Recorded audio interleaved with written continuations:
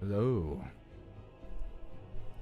I forgot to finish making my lemonade, and I should probably, because I meant to have a drink while I was in here. And then I'll sound like the Merry Christmas does, with the loudness and the sounds of loud while I say it. Hi everyone. I'm just gonna be here to say hi. Just to say hi to people. Um, it's Christmas.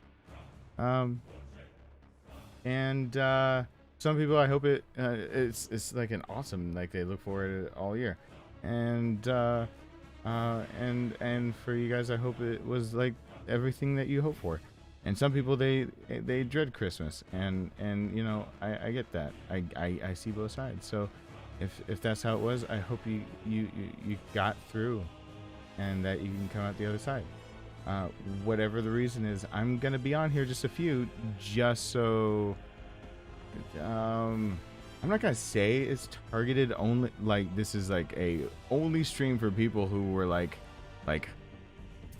freaking Christmas was like the bee's knees, or like Christmas was bullshit. And this is more like hey fam, like, you know, what's going on? Holidays came around. I wanted you guys to know that still exist, and people still care about you. That's a general message. We gotta shoot some zombies. I'm gonna put some Christmas hats on them. I'm gonna go make some lemonade first. And I don't mean use the bathroom. I mean, I'm gonna finish making my lemonade.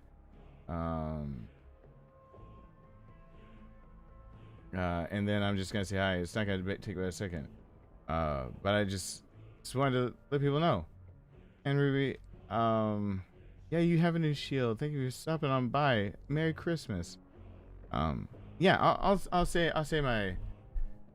Yeah, I see the Navis. I'll have to scroll back up and see the Navis because I don't know how many people will be here. And I'm just, I figured anyone who would tune in right now and be still awake right now, East Coast, probably just wanted to see a friendly community and see somebody just that just be like, hey, look, there's something, that's something to chill to.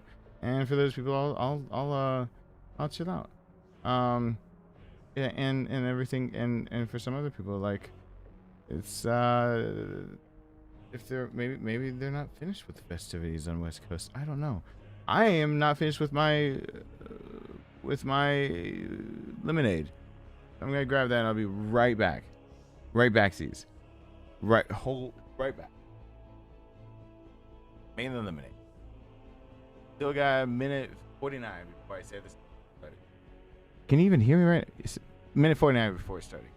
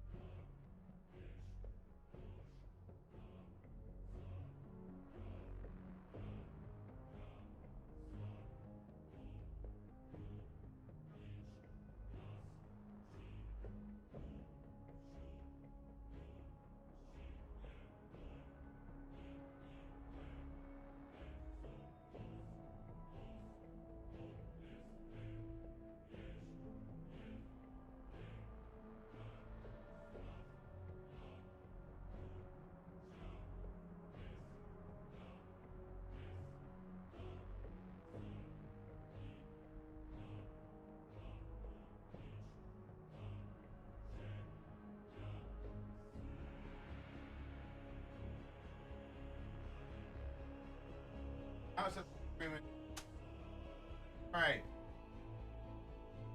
All right.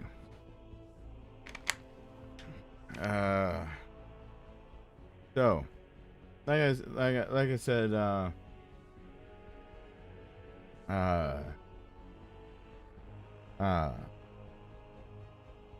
I'm just here for the family to have someone around. Because I just read the last thing. Mary saying this year feels like a giant Jumanji game. Yeah, that can sum up quite a lot really fast right there. That's also how tall does the hair go today? Give me Navi's if I didn't see it. I'm just gonna chill for a few. You see, there's no timer, there's no anything. Like and it's there because it's I'm not gonna guarantee how long I'm here. I just want little people to know that they're not alone today if they're feeling a bit alone. So, you gonna put your sword away before dinner? Shit, you can see that? Oh, you meant... Never mind. Thank you so much for the PS5. My brother loved it, so here is a little something for you. And thank you again, you are the best. Well, thank you, Julio. Everyone hashtag Julio over there. I'm glad I could help out somebody in the community like that. I'm glad I could do that. And I'm glad he loved it. And everyone is belated birthday. It was yesterday, but BJ's birthday was yesterday. BJ, am I going high pitched? Do I need to warm up my voice for the happy birthday to ya? Or do I need to go the oh happy birthday? Which way do I need to go with that one? That's a belated birthday. I'm going up to the top over here. I'm just looking for Navi's first. Cause I see Kel-El and Tristan and Mr. Kevin and Kale and Ruby came and went, I think, already, and I'm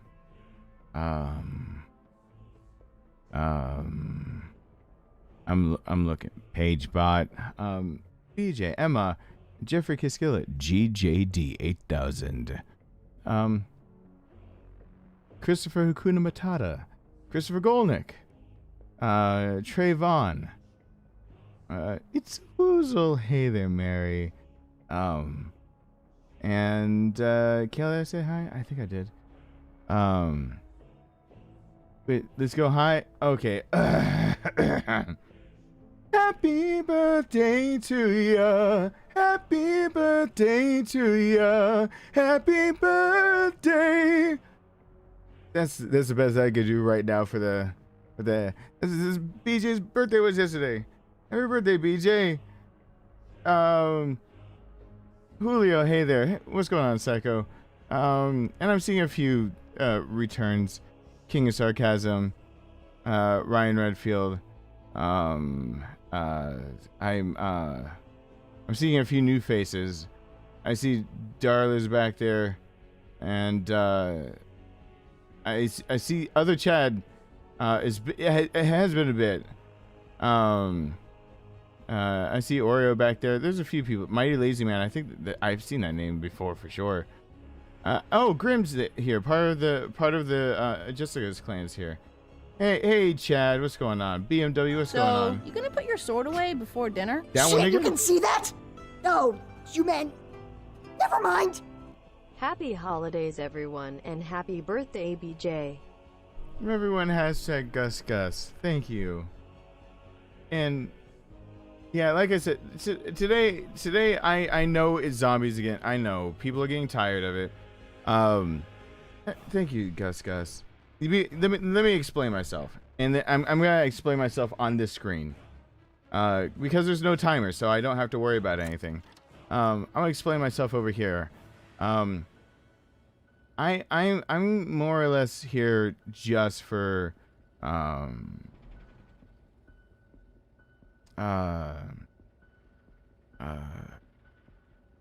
there have been a lot of years that like this year has been just a flustercuck. Like, it has not been the best for anyone, and like I I'm really, I'll be honest with you. Every single year when it comes to the holidays, I love hearing how people's holidays went well, and I'm so grateful for that. That makes me happy, because it makes it feel like there's like I do this thing that I know is bad, where it's like, oh, I can, carry the weight of one other person on my shoulders and try to help them out. And then like 50 people later, I'm like dragging on the ground like,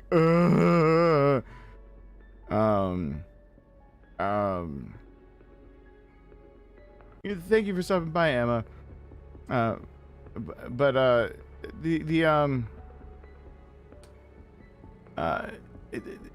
Every year when it comes to the holidays, I get messages about people who are, in less than stellar positions to like be celebrating, and some people that are like, are you gonna be like streaming on Christmas, because like I'm gonna be really bored Christmas night, I've got stuff going on Christmas earlier in the day. If you're bored Christmas night, like, awesome, thank you for being here. If you're here because you're one of the people who messaged to ask like, hey, I've got nothing else and nowhere else to really go, are you gonna be streaming? I haven't slept. I did not sleep last night, and everything, and I'm very tired. So that's why there's no clock, because I just want to be here with you guys for a bit, so that anyone out there that's like, hey, like it feels like it's, it's a little more quiet in the house I'd like, or we didn't get to see people we like, or it didn't go the way we like. That look, it's. I hope it went as well as it could, and if it didn't, tomorrow is still another awesome day. It has a potential to be. It at least is guaranteed to have not been today. The only guarantee in life is change. The only constant is change. So I'm just here to chill out, and not to give a lecture or grandstand about like how I'm just trying to be here for. What I'm really trying to do is just chill, so that if somebody needs a bit of normalcy for tonight, that they can pop on by and feel like they have a bit of normalcy for tonight. And however long that takes of me streaming, then that's cool. And then if enough people pop in and still need it, then if I can stay awake for it, then I'll stay at it. And if I get too tired, I'll dip on out. But there's plenty of people who, I haven't streamed the last few nights, but there are plenty of people who come here, they're like, this is like a nightly routine thing, so I don't want to do that.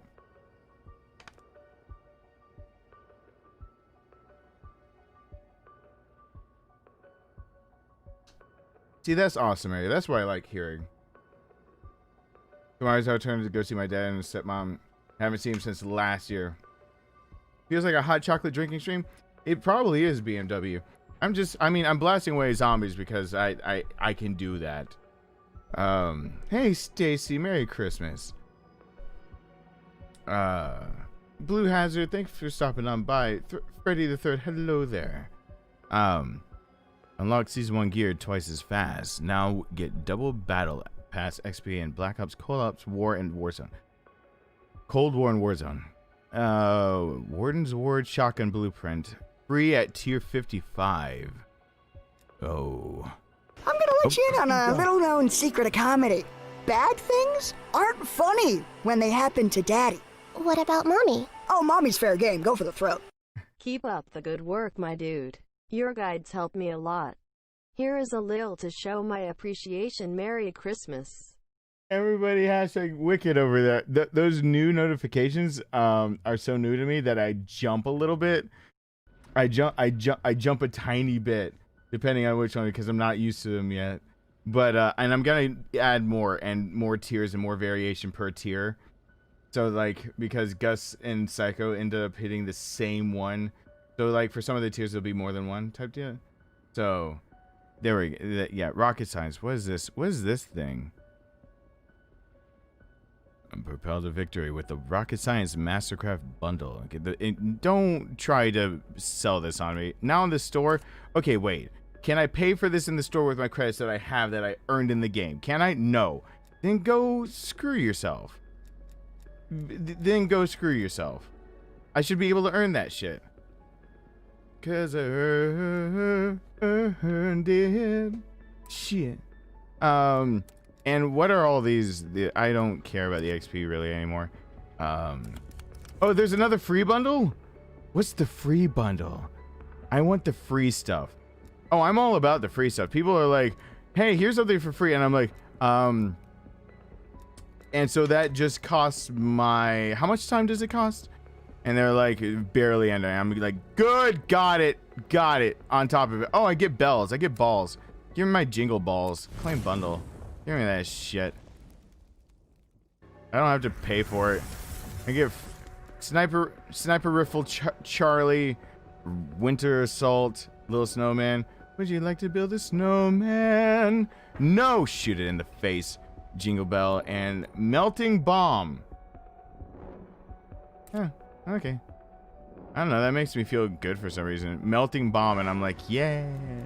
I have things wrong with me. I'll work it out. I'll schedule a session or something. I don't care. And then we're just gonna. People buy these things, but you can earn them. Fucking microtransactions. All right. What are the what, like, okay. Hold on. What are the onslaught things? Inspires in 9 days. I've gotten these, right? Yeah, I've gotten all of those. Okay. So I guess I'm just going for the endless. Fire juggler. I don't want that one. 10 reserves. I got, okay. Assault rifle. Earn 2 combat medic medals. Killed 5 or more enemies rapidly with healing aura. I definitely don't want to use Ring of Fire. So I'm going to replace with... Oh, I can choose?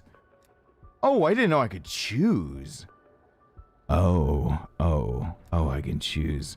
All right, now it gets interesting for me. I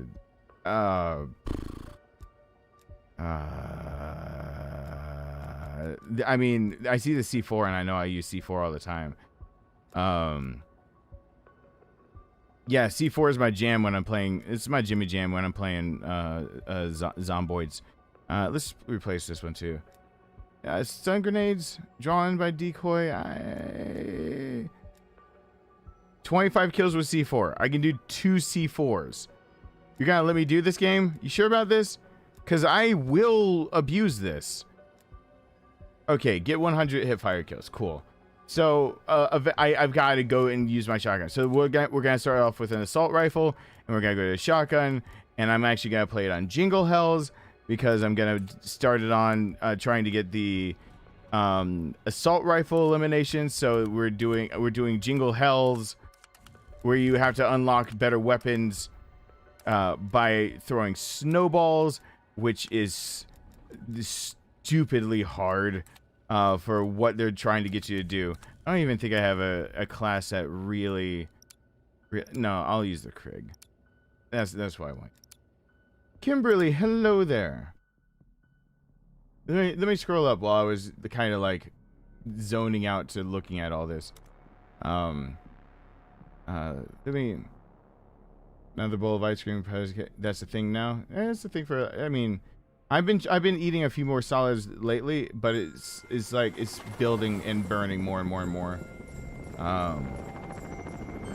So right after the holidays, when everyone I would like to buy one child, please. $5 for the first stream on PS5. Congratulations! That means you got it in the mail. Everyone hashtag GJD. I'm so happy for you. I'm so happy. I'm sorry I couldn't help out, but I'm glad you got it yourself. That was the "we would like to buy one child please" sound bit that scares the crap out of me. And is there anyone else that I saw Kimberly back there, and not too bad page. Where am I seeing for Stacy? That's not too bad. I'm just gonna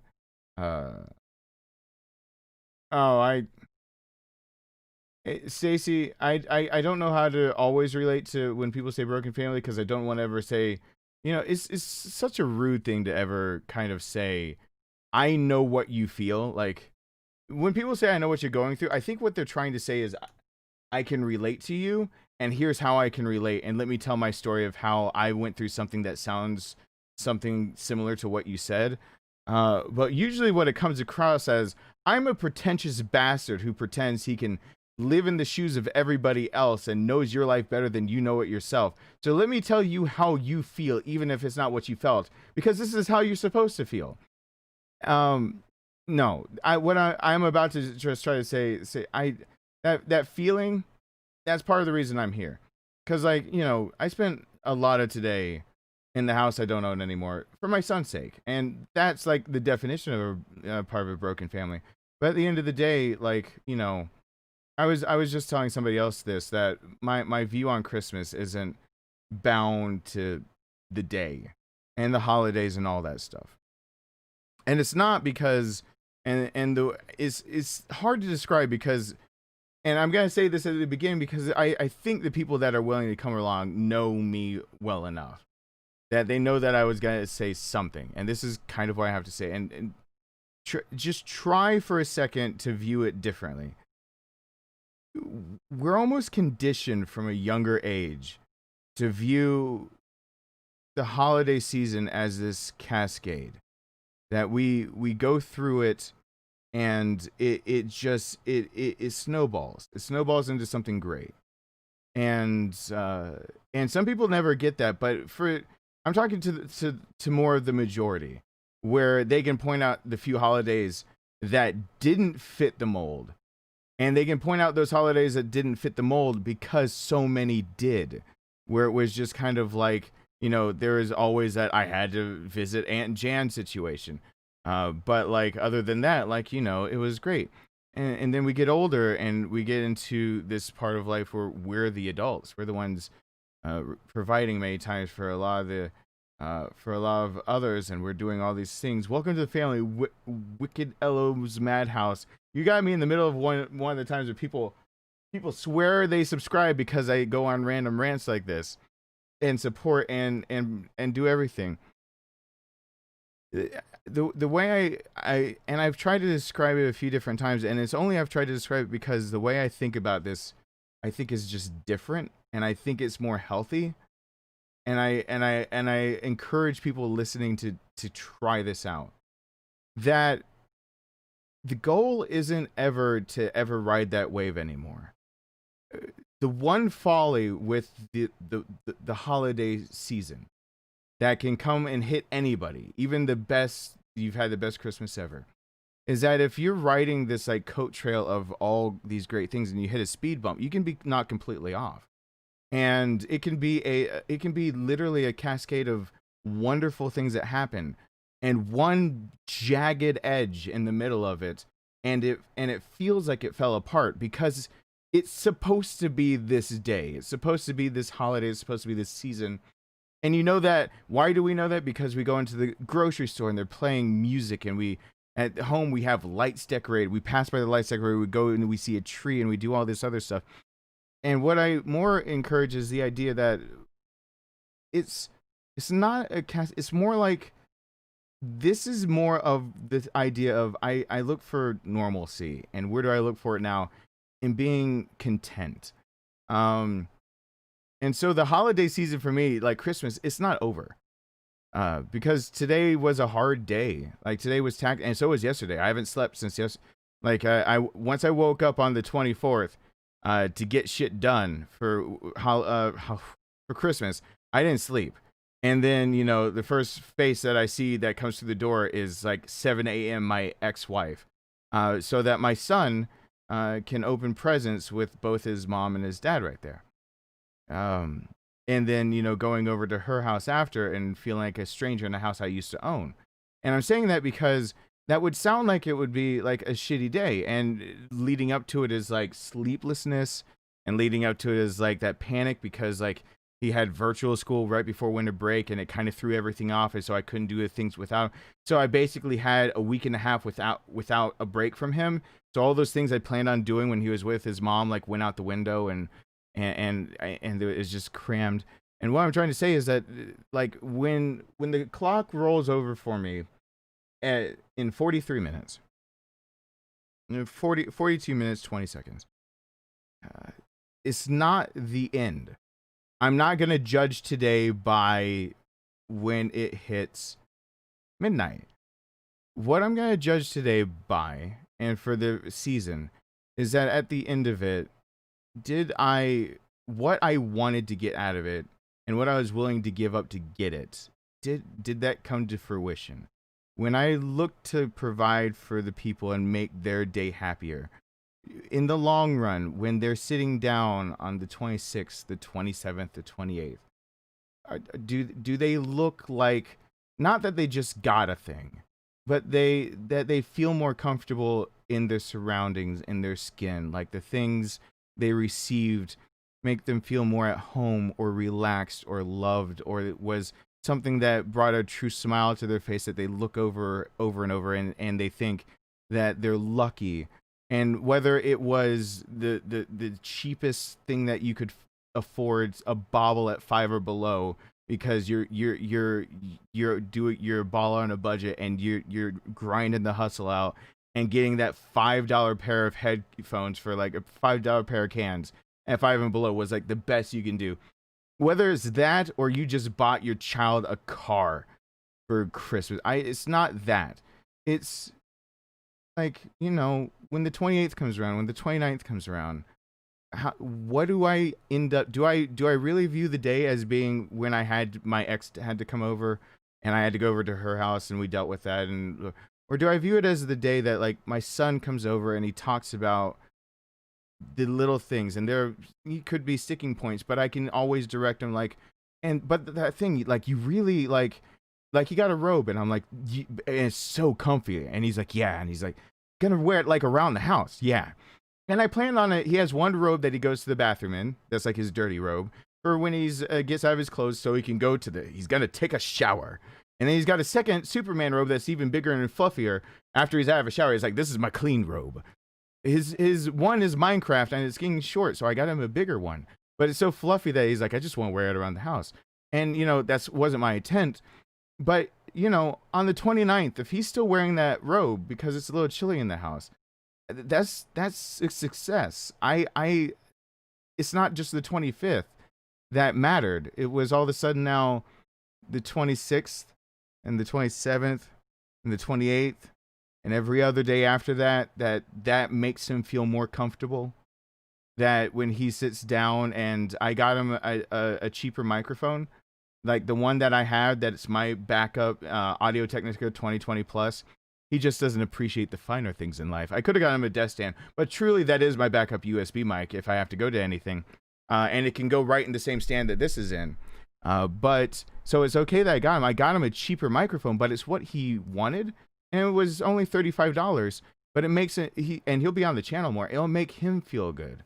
And I want to be able to provide him a little desk lamp of some sort like that, so he can even light that webcam. But then I got him a keyboard. He asked for a keyboard. And so when it comes to January 1st, 2nd, 3rd, like when he finds out how it was not like a chroma or whatever. It was an off-brand, still good rating, only costs very low amount for how good quality that keyboard and mouse is. And you can program keys to be different colors on the different parts of it. Like when he's mid-January still using that and appreciating that he can color scheme it the way he wants to with a microphone that makes him feel like that he's being able to talk to me and have the opportunities to, you know, whether it's like homeschool or be able to be on Minecraft and play with me. And it's all of that. It's a long rant to say that I'm here for people who, I guess, sometimes these things can get them down. They might have had the best day, but even if this was the best day and then there's one sticking point, my judgment of the day doesn't stop when it hits midnight. My judgment of how the holidays went goes when I see my son and I realize that as a dad for my son, that the holidays benefited him. They made him feel more loved and cared for, and made him feel more like he belonged. For all the times I don't belong, and for all the times I felt like I was an outcast, that my son gets to belong. And that's kind of how I view it for everyone. That for those that feel like they're away from family, friends, home, what they're used to, that feel alone. But at the end of the day, like, if I can affect those lives, and if you can affect somebody else's life, like, did you help them feel like, can you look back and say, well, maybe their day was almost shit wall to wall, but like in the very middle of it, they had that one normal point of it. And that's why I'm streaming today. Part of why, basically. And can you look back and say that, you know, you like, you can so like, it's, I like the idea of not trying to judge everything in the moment as being good, bad, like a success, a failure. I like the more of the idea of that at the end of the day, am I content? Am I willing to say that what I gave up in order to gain what I thought would be most beneficial for myself and the people I care about, did it come to fruition? If it didn't, how can I make it better? And how can I double down on the things that I think went right to make sure that they, because of the holiday season, get so materialized and turned into a shopping spree and turned into just all this gratuitous bull?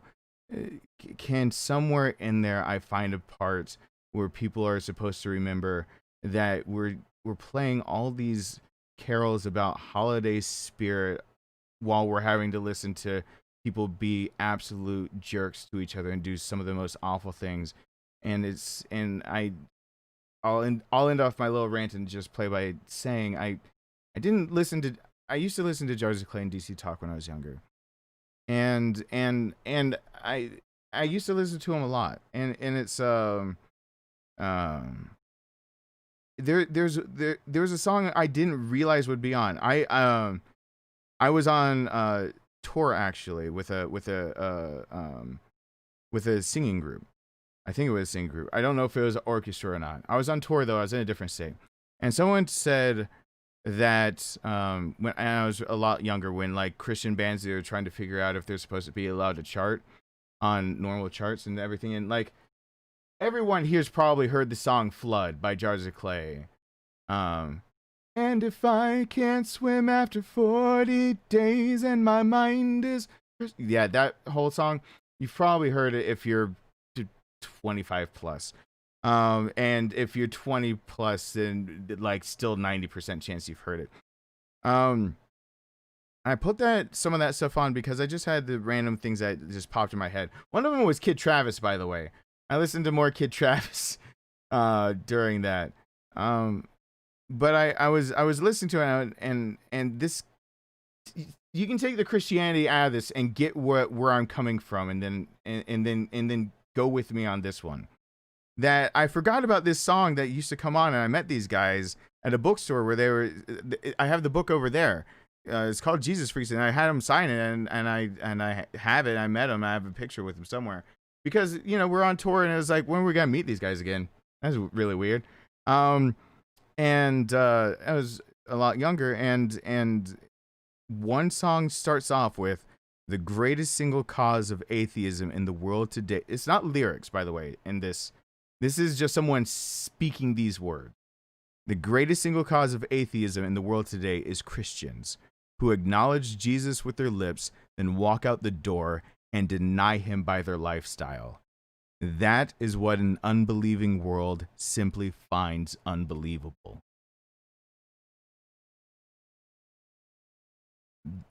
That's the mentality that when I come to the holiday times, that I've had to learn through pain and tears and suffering and trial and error and error and error, that after a decade, not about that right there, but like, but it's more about the idea of we're surrounded by all these things that are supposed to be more materialistic and supposed to be like, it's supposed to make you happy and supposed to be, and instead,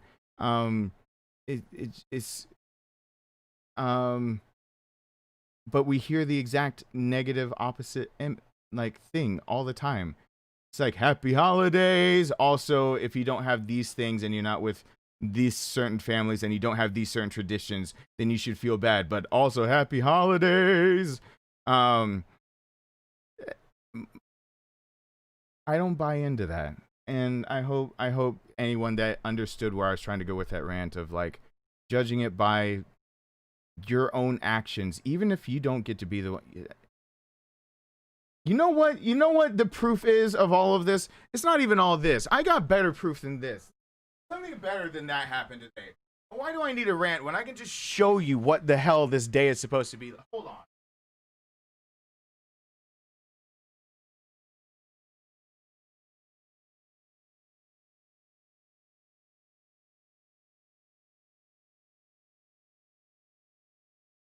Look at this. Look at this. No, don't go anywhere. Look at this. I'll play this game, but just look. I don't want to like, this is my next door neighbors. You see that? They just came by with this. Like, I want to do this for New Year's now. I can't believe that I feel selfish now for not doing something more like this. This is what this is supposed to mean. I know this doesn't seem like much, but this is a ready to go breakfast, French toast, pop it in the oven, ready to be everything ready to go. Like it's wrapped, it's ready. You can just stick it right in, get it warmed up. It's ready to go for breakfast for the next day. I don't talk to my neighbors. I'm not friends like with my neighbors. I know them. Like we've talked a little, like we've had a few conversations a little bit. They just knock on the door and they're just like, hey, happy holidays. I wanted you to have this. This is what I mean. What am I going to judge this day by if I didn't have a son, if I didn't have a family to go by or whatever? These are the things I should be judging it by. Like if I had nothing else to do, what can I give instead? They just did this. And I don't know why they did it, but you know what? When they showed up at my door, that was one of the biggest smiles I had all day, simply because when do you expect this? When we live in a world where everyone feels entitled and feels like it has to be one way or another, it has to be this tradition or that, it has to be you get this item or that item. Who expects the next door neighbor to be like, hey, I got your breakfast covered for the next morning. It's fresh baked. Just pop it in the oven. You're good to go.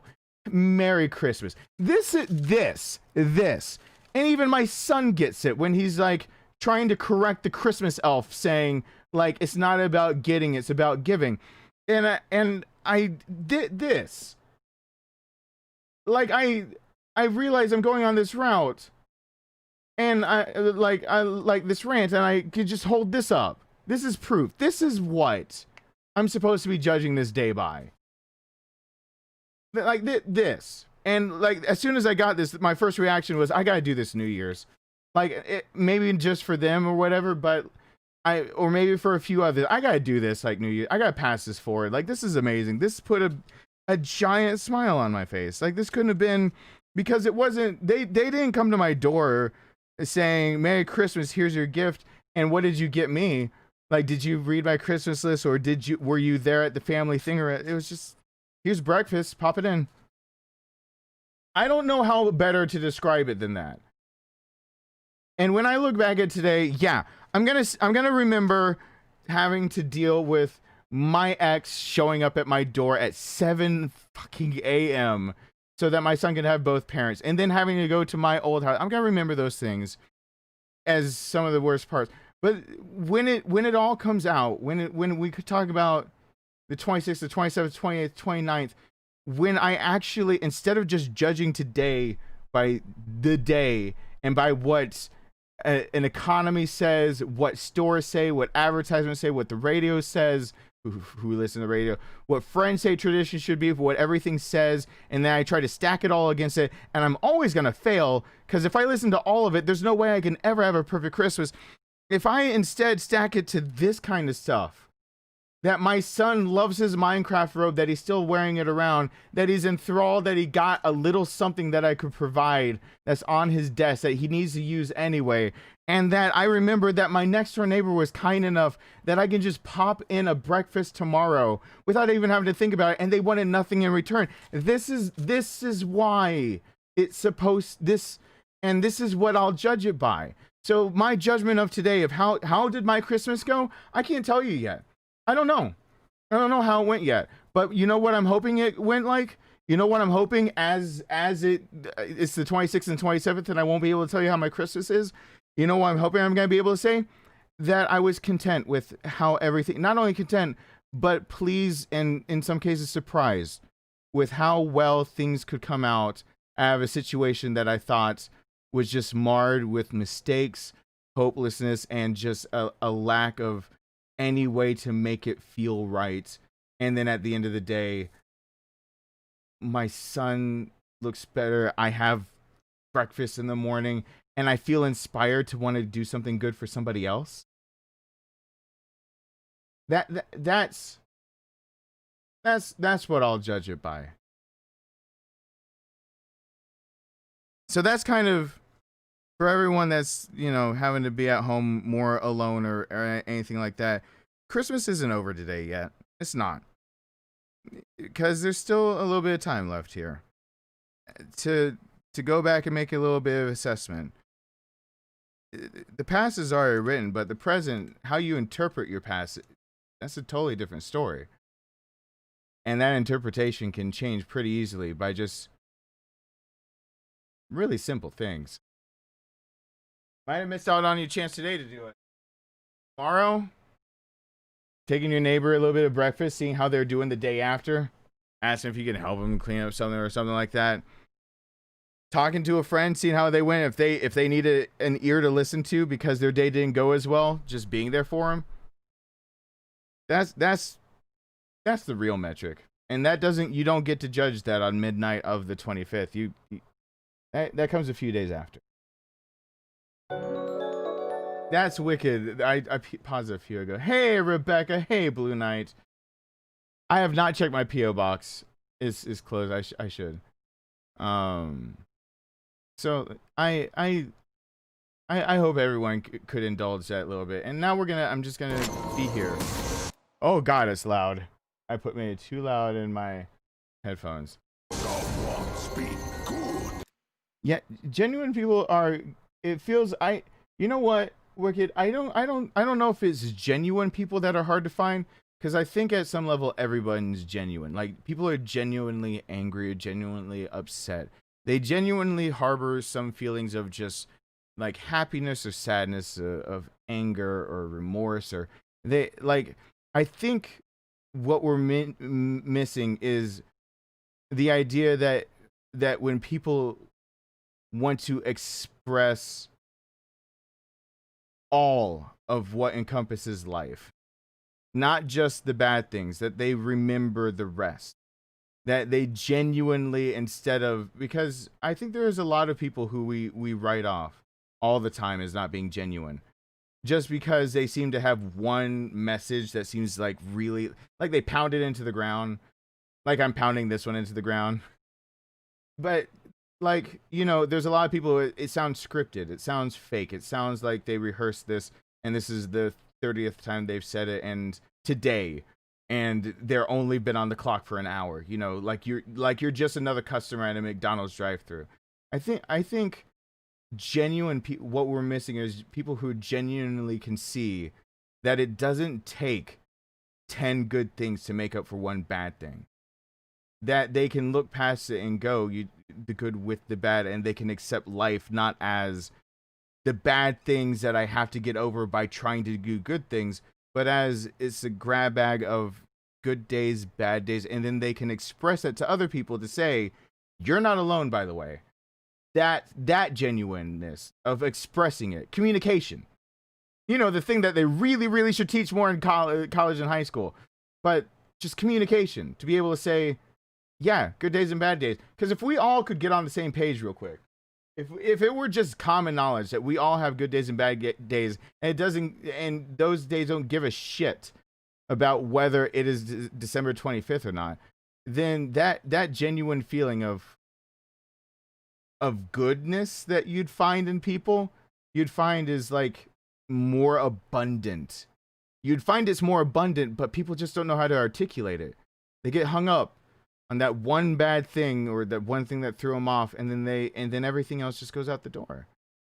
And just more people that can just take both, not expecting the human experience to be perfect, and accepting that, you know, they don't get everything, but did they get what they needed? And did they get some of what they want? And is what they want, what they gave up to get what they want, worth it in the end for what they are pursuing for the happiness of themselves and those around them? And are they expressing it in a way that makes sure that people understand, for as many bad things as it might have happened, I didn't forget the good. And I think that's the part that makes it all the time sounds ingenuine. That part right there. For all the bad things that happened, did I happen to mention all the good? And then as soon as you forget that, both together in tandem, walking side by side, hand in hand, as being a human experience, that's when you lose the genuine feeling. Because people just go on angry rants, or they just seem way too nice, and it doesn't feel right, you know. So it's that I think, and I it's just my own opinion, I guess. I'm just, yeah, and all it does is take a smile. You're right, Mary. I try to tell people that their life isn't their own. And you might have heard that line. I know let people have watched Cloud Atlas, and they hear that line now. But I've said it before, that when you walk down the street, you go in the grocery store, do whatever you do. I know we're in a place that we're wearing masks, but I was surprised, like, at somebody's mask not too long ago, that it just had this giant grin. And you could just tell that underneath it, like, their facial expression matched, like the dimple, like the cheeks coming up and the eyebrows raised, like you could tell that their face was in a smile, and then they just had this cute mask thing going on. And it was this older lady that just approached me, that, like, was near me and had that. And in an era where everyone seems to have, you know, that smile, that the smile that can mean something to somebody else, that meant something, and that stuck with me enough for me to tell a group of people, your life isn't your own, because as much as you want to think you're an island, the idea of whether you opened the door for the person behind you, whether you said excuse me because you had to pass them in an aisle, whether you turned away immediately, or said smile and said, hey, how's it going, something like that, even if it sounded almost dismissive, just sometimes you don't know that the person you just passed, that all they were thinking this whole day was, could someone just acknowledge I'm a human being? Could someone just acknowledge that I exist? And they're going through a day hoping that everyone else gets all these things, and all they're hoping is that someone hope someone acknowledges they exist. And you go, hey, how you going today? Like, that's all you say. You just pass them by, you're shopping, you're doing something, you're doing whatever. You're just doing your own thing. Or you're like, oh, I'm sorry, you first. I didn't mean to. Or you get the door for it, it's like, oh, you go ahead. And that's all they wanted. All of a sudden, your life isn't your own. You don't get to own your whole life. Your choices are your own. But you just gave a piece of yourself away permanently to some person that you will never know their name. You will never know their lifestyle. You'll never walk in their shoes. Sometimes you'll never see them again. And all of a sudden, you don't even know that you just provided the thing that they've been hoping for. The type of thing where they're like, I'm not a religious man. I haven't prayed in 20 years, but I just need to be seen today. And you're just like, after you. And that's all they needed. Your life isn't your own. What you put out there matters. The positive and the negative. And the negative matters only because to show where we need to go, as like a benchmark of we can be better. But the positive is showing where we've come from as the benchmark of we have done better. And here's the proof.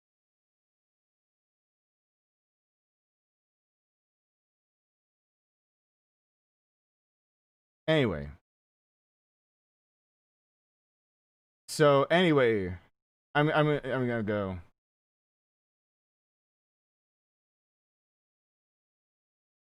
Yeah, Michael, that's and that's why I always say, like, I try to judge it way after. Because, like, one of the reasons is because it's not being able to do things like usual. Um, it's like not being able to make other people happy.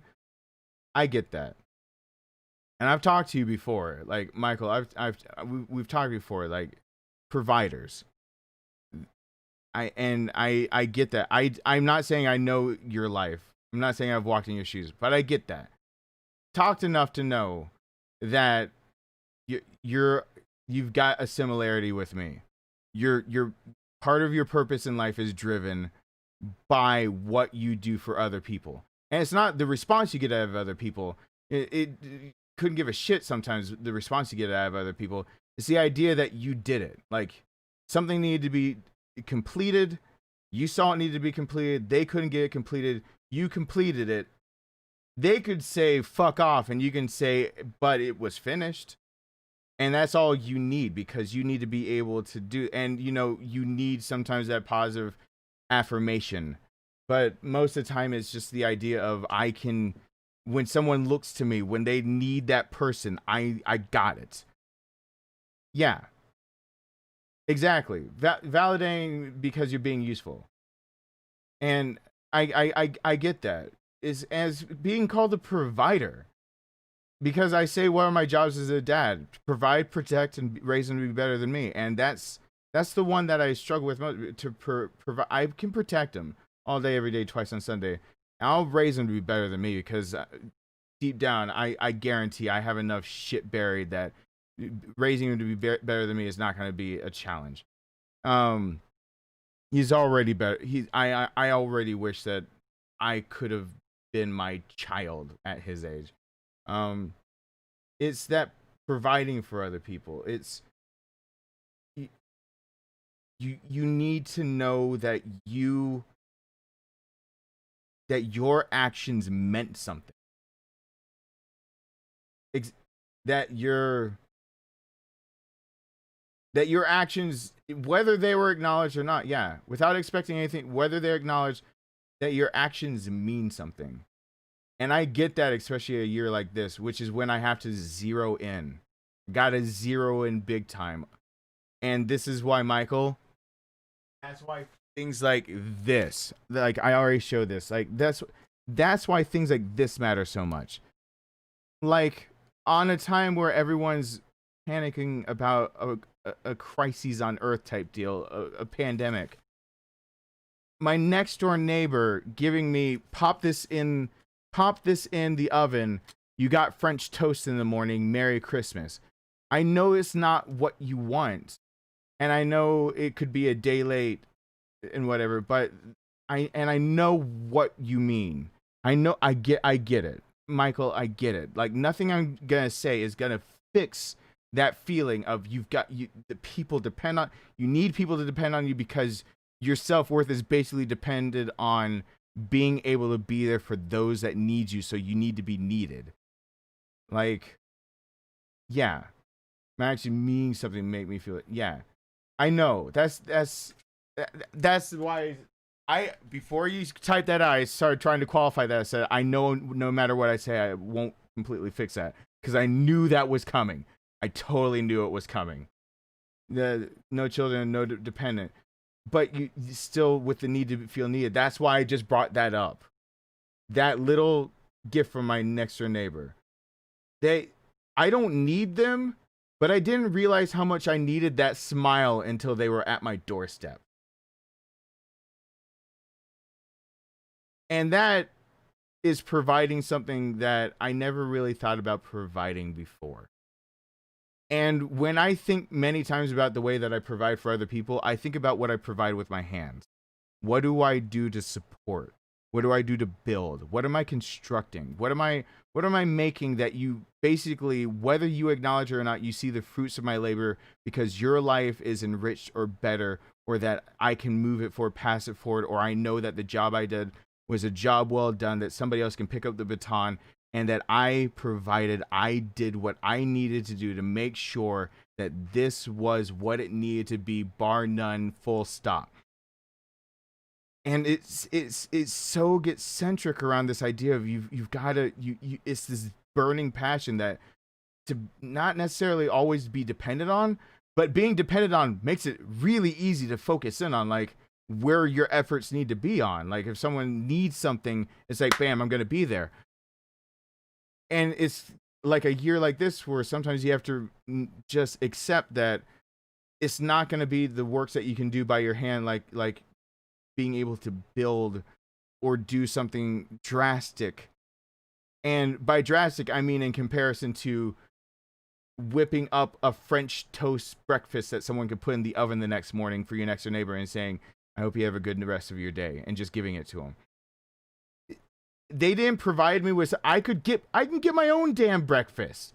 That's not the thing. What they gave me this time, something they provided for me, the thing that the action that meant something, the meaning from it, was that I don't know if they got how much that smile meant, that how much that meant that my son saw that there were people that were like that, how much it meant to me that some random person just wanted to come by to say, there are good people who exist. Here's proof.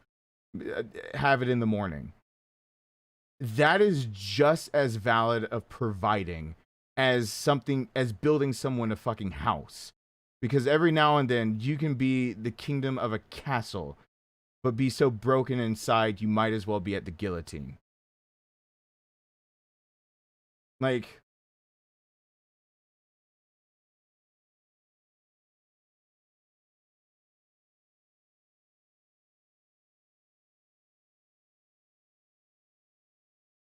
this year's caused a change in mindset in a way that we have to go back to remembering that people's mental health means just as much. And even if it's not the people we care about, it's random strangers need it just as much. It's not the answer you want. It's not the answer that you're looking for, because it's not the answer I'd look for. It is an answer. So that in a few days, if you can find some way to provide like that, you can look back and say, but me existing today, tomorrow, you know, it still meant something, being somebody like a provider. It still meant something. So,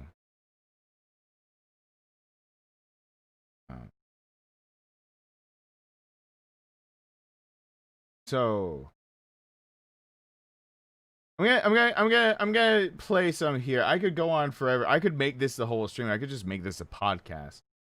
But I'm gonna play some for some people who need just some. We got 10 minutes for East Coast. Some people need just a semblance of normalcy. This is where it started, strike team. And I'm gonna give for. Oh, why am I already fast? Oh, because I'm holding an assault rifle. That's probably why.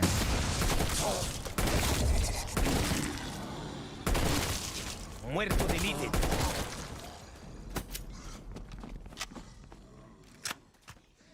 I'm glad Ron got to see that too.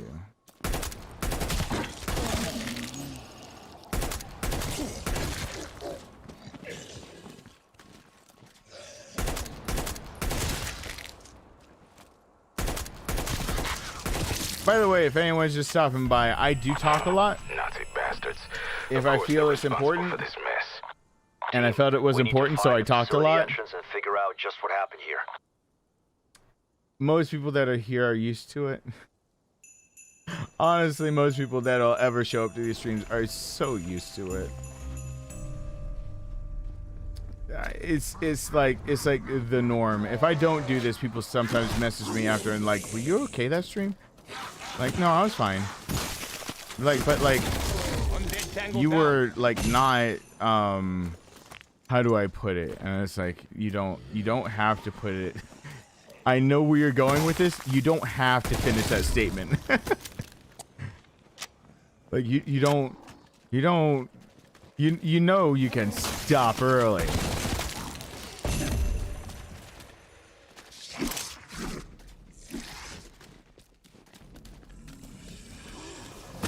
Oh, shut it, Chad.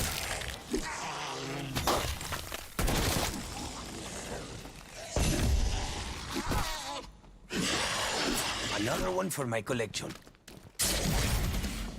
I've ruined the idea of you being able to get to sleep at any reasonable time multiple times over me talking. Did the game just fucking freeze on me again? I know what to do. Oh, I hit the button right before you guys got hit by it. Are you kidding? Are you kidding? Nope, screw it. Screw it. We are freaking playing this on Xbox Series X right now.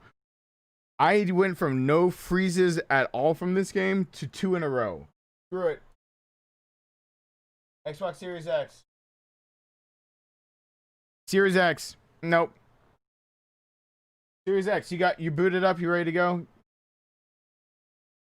Oh my god. Why is it saying out of range? What is it out of range of?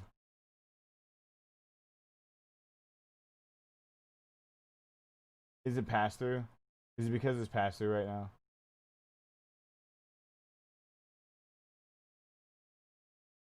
Good night, BJ. Thank you for being here. I hope you had a good birthday yesterday. Oh, it's not out of range. Okay, Black Ops Cold War. There it is. It's up? Cool. I think everyone should be able to see it. Yeah. Alright, I switched on over to Xbox Series X because I'm not dealing with PS5 screwing up right now.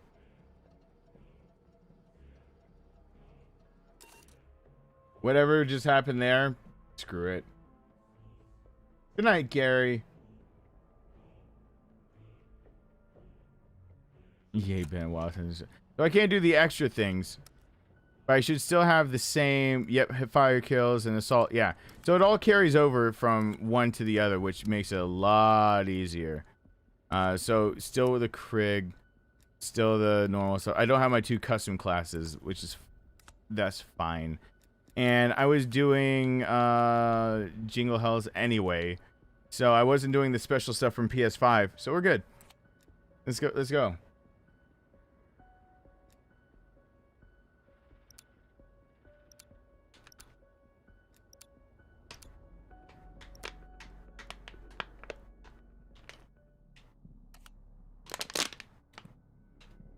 Wow, I was a thirsty boy.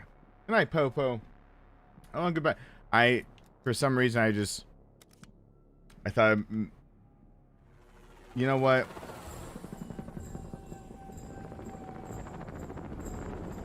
Requiem actual strike team is on the ground. You know the reality, Michael? I'm just too tired to lie. Like, there was a time in my life I was ashamed of a lot. And I still am. That hasn't changed. But it's just like, I'm tired. I'm just tired. I'm tired of the idea that my life is so messed up that it's deserving of a falsehood. Or that my experience is so unique that I can't share it with other people. I'm tired. I'm tired of that sentiment, and that's the only reason why I'm the way I am. Sources say this place I'm tired of the idea that happening around the world right now. What I'm saying can't be not just hashtag relatable, but actually the human experience. I'm tired of thinking that when I have something on my mind that is unacceptable to be able to share it with other human beings when we were meant to be social animals. We're social creatures. And I'm just tired of the idea that to try to rectify all of those little things all at the same time, that somehow I have to basically lie my way through life about how I interpret the world around me and feel about it, especially to the people that depend on me and I care about the most.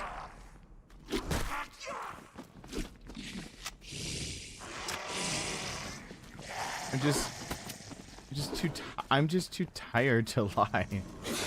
It's tiring. And the truth is uncomfortable. Admitting that, like, things weren't the best or that things were whatever. No, it's uncomfortable and it's not fun. But you know what's less fun? trying to remember like 5 lies back what the thing that you were trying to cover up was, and then realizing that why did I even care? Why did I care? Why did I care to make it a thing that I had to do with it? Why would that ever be?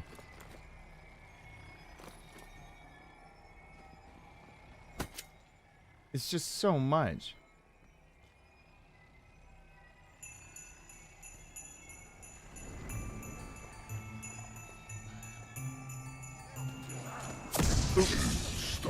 Oh.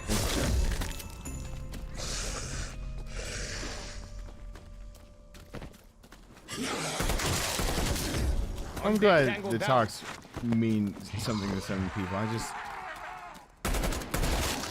I don't know. I'll tell you, a while ago, I didn't believe I was in a position to. I had these plans. And I had these plans that in the future, one day, that I would be able to communicate to a larger audience. And you know what? I know how I've had advisors from YouTube be like, well, you can just make like these few things and do it. And I was like, oh, you mean just like really sell my soul and actually start hating my job instead of enjoying it? Cool. I'll take the other route if I can manage and get by. Frag the zombie. That's not the point. I had this grandiose mission in my head that like one day I'd be a big enough streamer, and once I'm big enough, like I'm good enough, that whatever I said, I gotta have some message, some like the prophetic, like poignant words that would just be the pinnacle of what not only need to be said, but were just so succinct and precise and so delicately yet with a demeanor befitting the subject that they could not be denounced by simply trying to turn your back on it type deal. Like I had these feelings like, you know, once I get to that point. And then I realized how many apologies have I seen on YouTube that people go fake. How many times have I seen people on YouTube that I watch them talk about an important subject, and I'm like, why did you have millions of subscribers? Why would you ever not include all the facts? You support charities where people can die off of the shit you say. How can you not say all the things? Don't you have some like social responsibility of some sort? And then I realized no, the answer is no. The answer is actually no. And that's kind of why I rant a lot more now than I ever used to. Because I realized one day that there is no social responsibility. That I'll still see those people continuing to make content or living their lives or doing whatever they do. And they'll keep saying the same things that make things worse. Because they're half-truths. They're half the story. They're painting a picture that is unrealistic. That is easily rejected. That doesn't actually define what they even stand for. What they fight for and what they fall for. It doesn't define at all the person or the place or the time in which they're trying to encapsulate. It doesn't do anything other than put more noise and static out there. And they have millions of people that could hear something that could just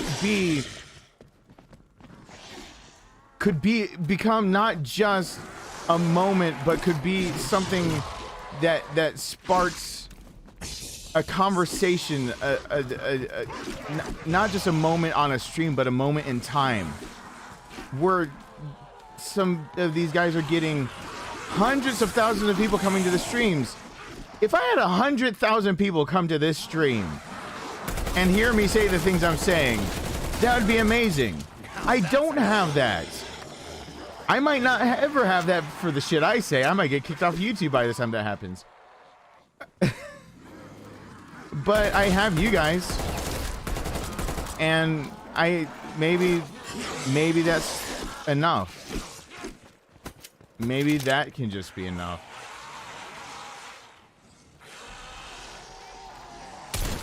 Maybe it doesn't ever have to be that idea of when I get big. Maybe the idea is, if I were to get big and start having those talks, would I just be another one of them? Just another one to be more static on the airwaves.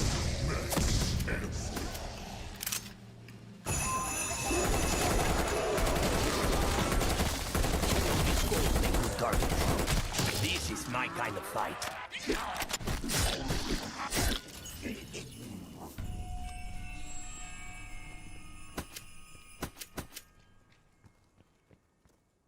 Good night, Stacy. Thank you for being here. I teach something? I'll I find never it. really think of it. Do I count as a teacher? Do I feel like make it feel personal, make us feel just as important? I'm glad for that, Mr. Kevin. I just saw that. Hey, Stevens, Taylors. I need to start saying your last name in there. So Stephen S. Use for this. I'm struggling to stay conscious too. Somewhere in this, I'm gonna have to like let my eyelids win. Like I'm just gonna have to be like, no. This is, I'm slumping over in the chair. Like I moved the camera. You know, I know it's gonna happen. Just put the camera right back down. What am I doing? I know me better. I'm gonna start slouching more and more into this, and I need to make it look like it's a purposeful act, when instead it is the slow mental death of a brain that needs sleep. Now, if I can't get a friggin' hashtag relatable for that shit, I don't know what I'm gonna get it for. Also, really weird to hear your son say the words hashtag relatable. I think we have to vote on striking it from the official record of things that we can say to kids. Around kids, near kids, or at kids. Because I went to his mom and I was like, hashtag relatable, and she's like, oh, you said it before. And I was like, no. I wish that weren't the truth. Could you, you know what? I'll accept the lie this time. Just lie to me and tell me he's never said that.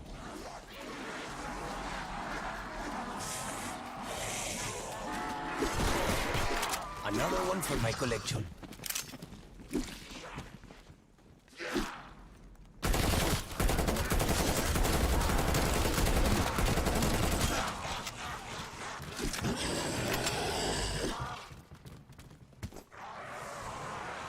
Well, I think that's what I was getting at, Wicked. I realized that, like, many of the times when I did things when I was younger, I used to work with soup kitchens a lot more and things like that.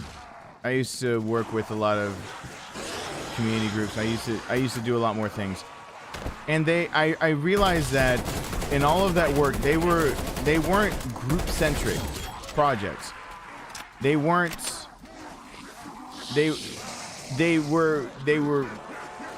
facilitated by a group, but they were individualistic. At the end of the day, that I would like know the name of the person I was helping out type deal.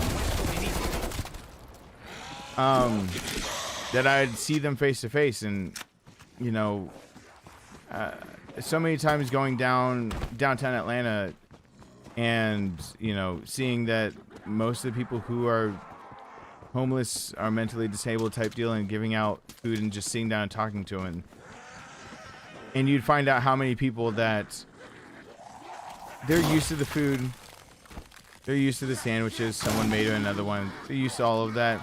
What they're not used to, someone sitting down and talking to them. Actually, like, for everything they have to say that might sound weird, for someone just hearing them out, going like, oh, okay, you have a mind? Cool, I would like to hear it. And being sincere. As sincere as you can bring yourself to be without being like a jerk, basically.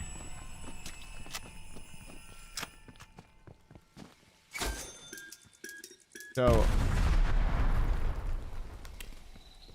oh, Chad, don't put me on too high of a pedestal. Facility this old wouldn't have automated doors. Stay frosty. Looks like our intel was right Steven, on the I money. will say, Omega Group equipment strewn everywhere. I will say that They it's did nerve-wracking something here, because and it opened at a portals certain to point you Russia. don't know where the line is. That your assessment, There's Mr. this CIA? fine line that Pretty everyone much. draws for you. My contact may have gotten himself killed. You get trying to advice and provide they additional say the insight. line is here. You have Project terms of service Escalation was and a Nazi it says the experiment line's gone there. awry. And you have your own morality, your judgment, your life experiences, and they all say, well, the line has actually been here the whole time, and you just haven't been paying attention. And you get all these different things, and it gets convoluted. So much gets lost in it. It gets hard to be able to, and it makes you nervous. It kind of makes you freeze. And I broke through that, I think, around the time my brother passed away. Only because my brother passed away. There was nothing I could do. There was no hiding that. Like, I mean, are you kidding me? Like, I know no one's like questioning like the ability to hide that, but like, what? I was gonna just pass that off as like, you know, just another day. You know, I just decided my brother would look really good in the casket that had, or the in the urn that had the nice mahogany stain, the red mahogany. Another good day as a streamer. How are you guys doing today?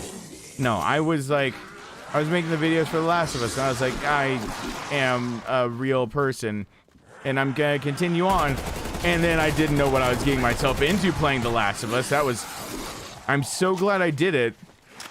But holy crap, if someone had just warned me about the first 15 minutes of the game, probably wouldn't have picked it up 2 weeks after my brother passed away. And I've said that many, many times. I would have made a few different decisions. But I still think it was the right choice to make.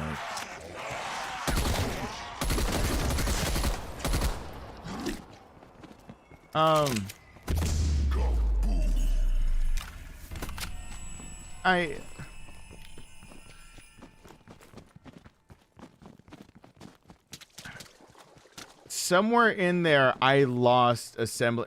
It's because of everyone's reaction. I point to that one because in all of that, I was embarrassed as hell.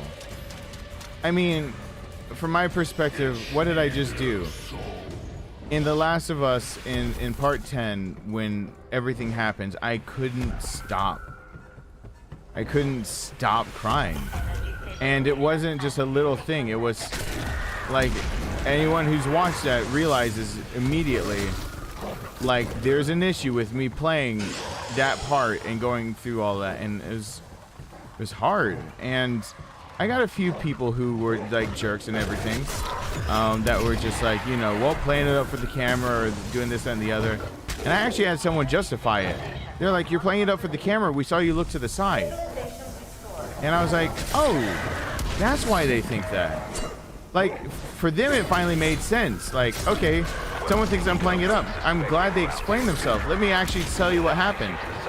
You know, someone actually was like, you know, you're playing it up, we can tell. And I was like, okay. It wasn't, but their proof was that, well, you look to the side. Right when everything's happening and blah, blah, blah. Like, you look like you're crying, but it looks like you're trying to check the monitor, like, are you at a time? And I explained to them something that they didn't know. I said in the comments, I said, no, I see where you're coming from now, and I'm glad you actually said something.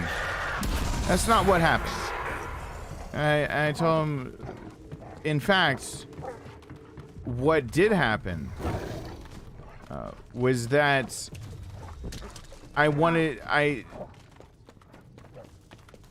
I didn't realize my reaction to that scene until after I edited it.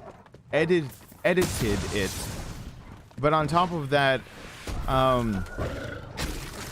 I could see what they said. I do look like I'm glancing off to the side, and I'm looking toward where my monitor and everything would be. What? Don't quote me on exact words, because you can go find the comment yourself on that video. Part 10 or part 11, one of the two, because a lot of people who watch part 10 comment on part 11 instead. I was looking at a picture of my brother on the wall, Like there used to be a hanging mural type deal of like everything that was important to me, like my son and like family and everything like that. And right there was my brother and I just on the wall. And so that scene happened, and I immediately looked to my brother on the wall, right there. What the hell just and happened? it was just, I was like, oh, I get it. I get where that comes from. Why do I mention that? Because it sounds like I'm pointing out the negativity. That's the only one I can remember. That's the only negative comment I can remember out of all of that. Out of all the things that were said and all the things that were done during that and blah, blah, blah. I'm trying to remember all of the things that people like came through and just were like, hey, you know, if you need to take... I was astonished how many people were like, you need to take a break? Take a break with the game. And I was like, oh, wow. Like, my heart was sinking while I was posting it. I was like, I can't believe I'm doing this.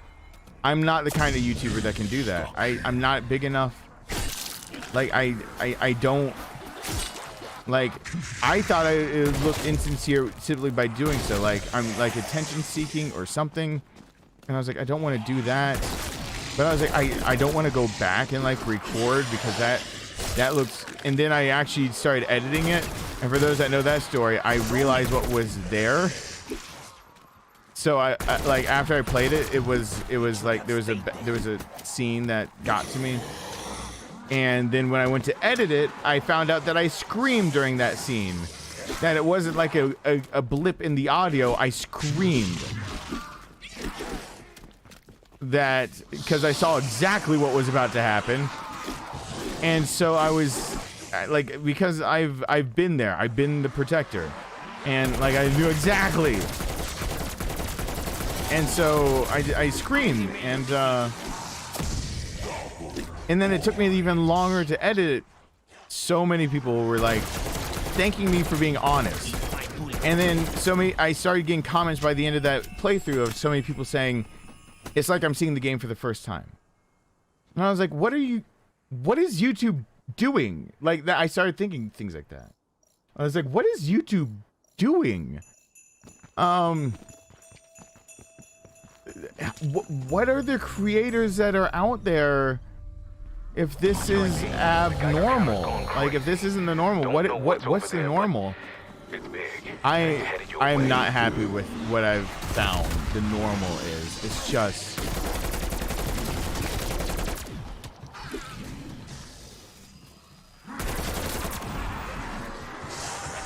hey Jessica. It's still my favorite just because I was a ball of emotion that was willing to share it all, and once I figured out that people wouldn't reject me out and out just for showing emotion on camera, I was like, all right, I'm good. Like it's still terrifying. I don't like necessarily opening my mouth and telling you guys like I had to go over to for my son's sake. I didn't have to, but for my son's sake, I went over to my ex's house. It was my Christmas with my son. Still went over to her house so he can open presents over there.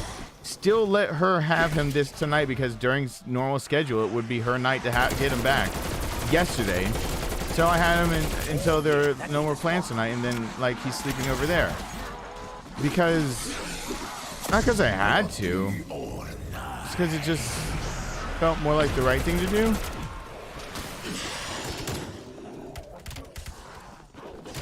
That's all. There's not really more thought to it than that. Just felt right.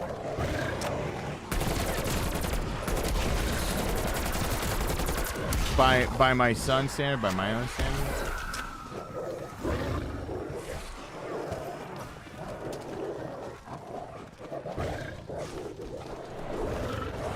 Oh.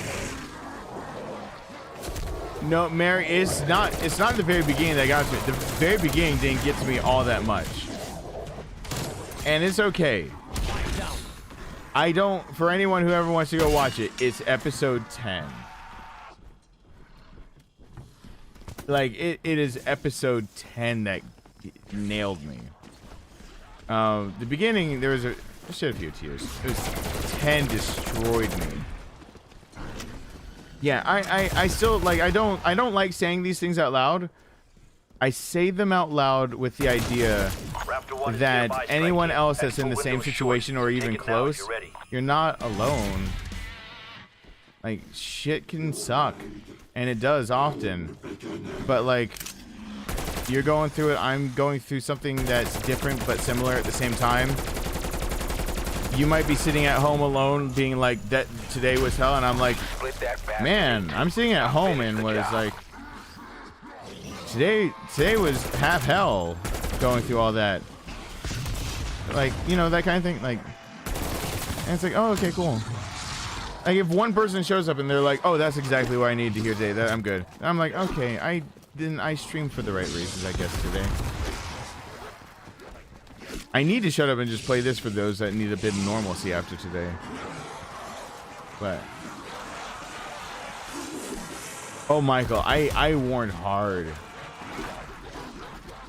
Have to go back to work. Well, thank you for stopping by, Jessica. Grim was by. I don't know if Grim is still here. Grim got messed up on that.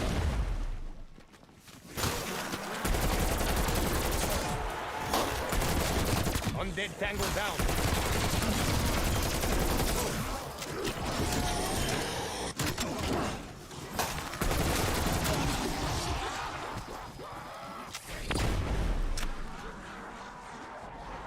Yeah, that one, that is the one that tore me a new one. I thought I could handle a lot, and then I hit that scene. What is it? And for those who want to go just watch it on their own and they don't want it ruined, just know that there's a little blip at the very end. And it sounds like you'll hear me at the very, very end, and then I won't be able to finish out the episode because I'm crying. I'll let you know when the next one's available. And I tried to pull it together and I couldn't. The blip you'll hear of me just saying no, I didn't know I said no. That's the thing that I try to tell people, like, it's gonna be hard to watch. I did not know I said no. So yeah, when I went to edit that particular video, I thought there was an error. I thought it was just a blip on the screen. Like, no big deal. I'll fix it, whatever. Like, you know, audio editing is what I got. It's what I do. And I went and listened to it to like be like, why did it spike? Why did the audio spike? And I realized it was my voice. And I was like, oh shit. And I lost it for a few more, like 3 more days after that. I couldn't touch it.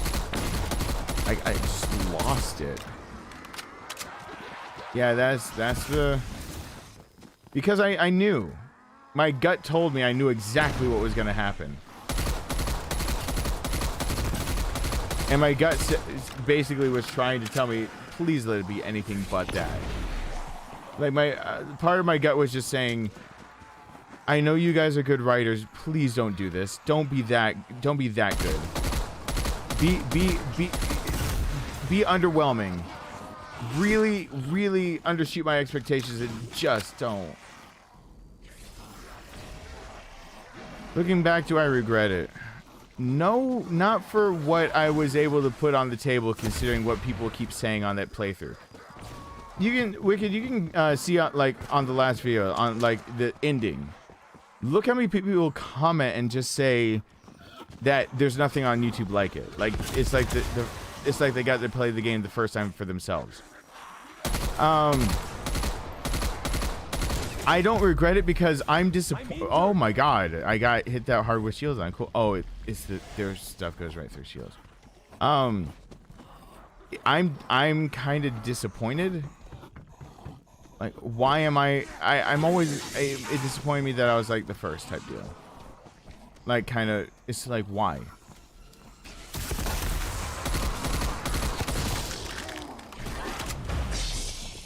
I don't regret it because if there had been another playthrough out there that kind of covered what I covered, then I'd be cool. I have had people on boots on ground checking out the playthroughs for me before. Like, we have gone through the works. This is no one-time laughing matter. People have tried to find another playthrough out there, and it doesn't exist. And I just don't understand. Like how? How does it? You don't have to have the emotional reaction I did. That's not what I'm saying. But how does no one else? How do I keep being called the only one that actually, like, you know, analyzed the story? Actually got into the, like, the motivations behind characters. I mean, so I can't be the only one with a psychology degree on YouTube. And I don't have many clinical hours under my belt. So what am I, what do you think my psychology degree is good for? Like, I still had to look up shit for that playthrough, for Hellblade, for a lot of other playthroughs. I've had to look up stuff plenty. Like, my degree isn't a catch-all. Where it's just like, oh yeah, I learned that once, so therefore I get it forever.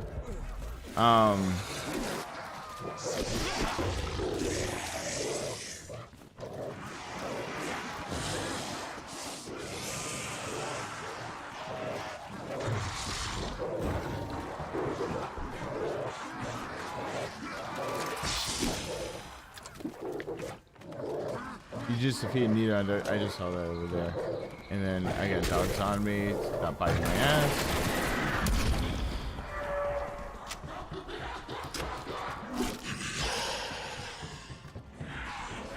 Yeah,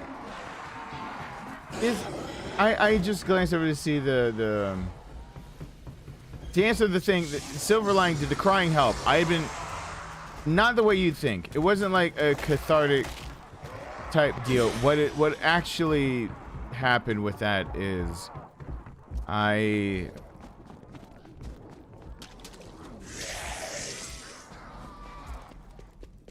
was so in the mode of I need to take care of this. Like, I need to take care of family. I need to take care of friends, that this is bad. I was so in that mode that I didn't. Uh-oh.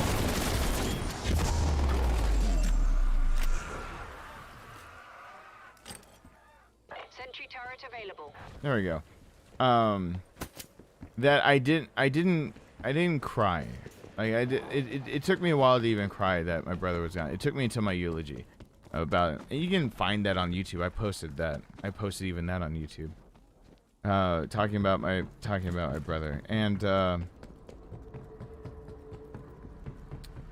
I'll say this, it wasn't cathartic or but I don't regret it, because I don't think I would have approached the game properly the way I did, that made people say like I had something different to give. Because I didn't know how to show people, like, hey, I'm a little different. Like, how do you get on YouTube and you're like, hey, I'm different, but you're posting the same, like, looks like by the thumbnail the same kind of content, but you're like, no, it's not. But you're new at YouTube, so you're like, I don't know what to do.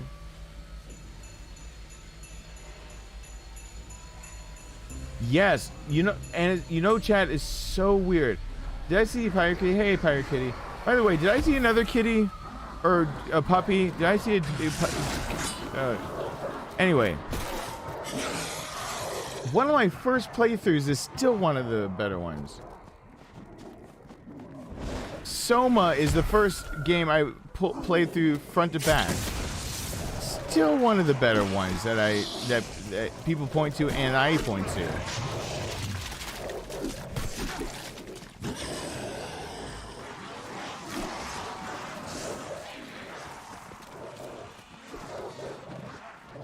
Merry Christmas to those that still Christmas time. I'm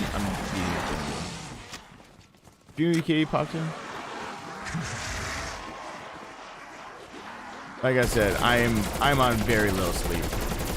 So I'm gonna blame some things on that and some things just on me being me. Some on that and just some on just sheer stupidity. I probably gotta have a good mixture of both going on.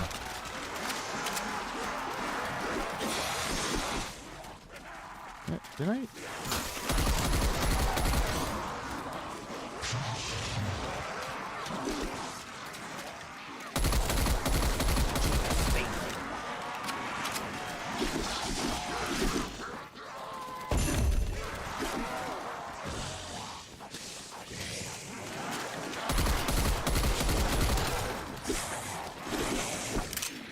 New weapon.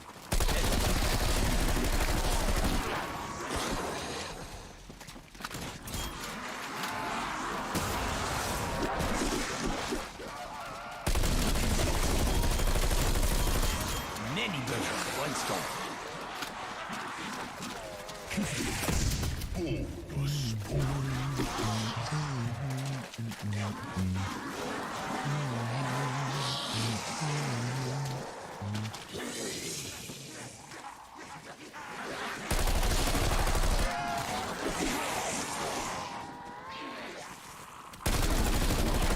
Yeah, that's the one thing.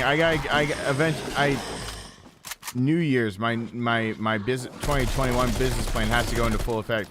I can't be just a streamer anymore, but more like future-proof the business. By videos on demand, they gotta be there.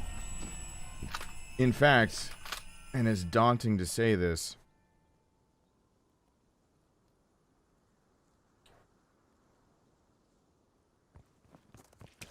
$800 videos.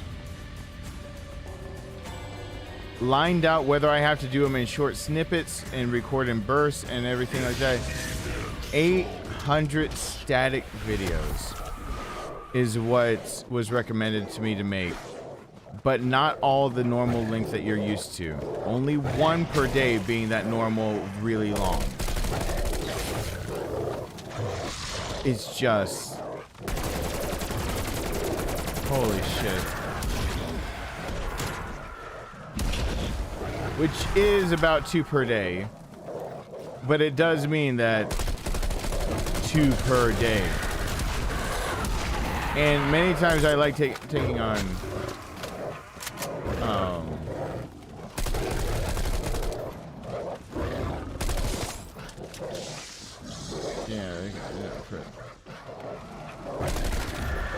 oh yeah, I've talked about bottling stuff. Yeah, I've talked about bottling stuff up a lot, and how bad that is. I've talked about that many times.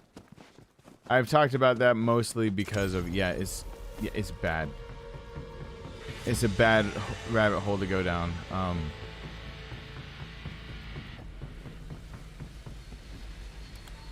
Though I'm built a little different than a lot of people. For me, what looks like bottling up is not the same as other people, is not the same as other people type deal. And for me, bottling up is kind of hard to spot. So I never try to judge myself against other people because I realize that so many differences that some of the things I say go so counter to the grain that I just don't.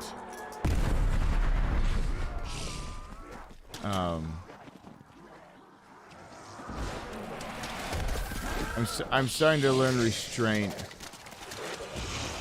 Ask me how long it took for me to learn restraint. If you're in person, I would have interrupted you while you tried to ask how long did it take for me to learn restraint as a joke. For anyone who is wondering how that joke is supposed to go.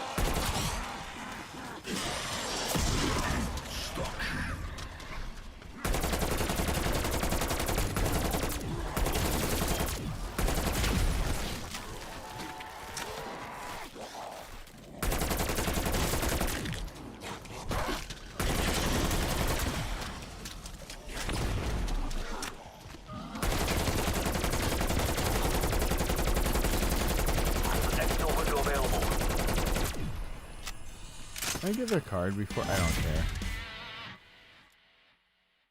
Happen.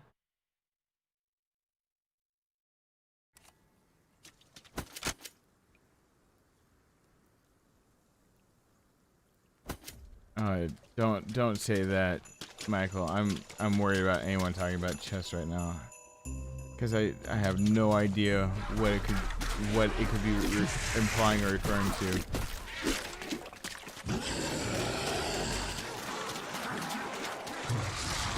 I'm cleared to finally start, getting cardio in at the end of this month.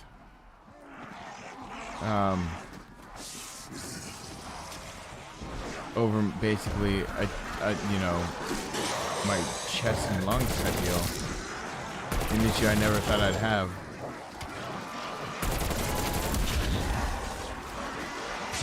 Which makes me worried for people a bit. But I thought I was gonna get on here and basically give people a norm. I think people who get on here know that the norm is that, like, I really do encourage and hope that people had good holidays. People that are on here sometimes need to just know that, like, hey, I wasn't the only one. Like, you know what I mean? Just one of those moments where they just get onto the stream and they're like, yeah, I wasn't the only one. Like, oh, this guy went through some stuff too? Okay, cool. Because that was totally my Christmas. Oh, that was his Christmas? Okay, cool.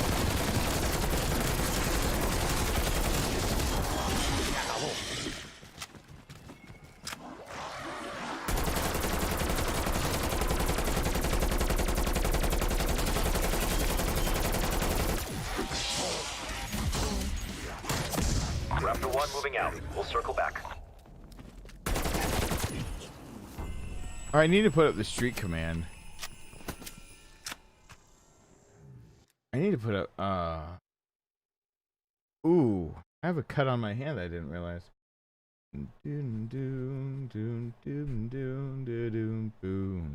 What level have I cleared at 16?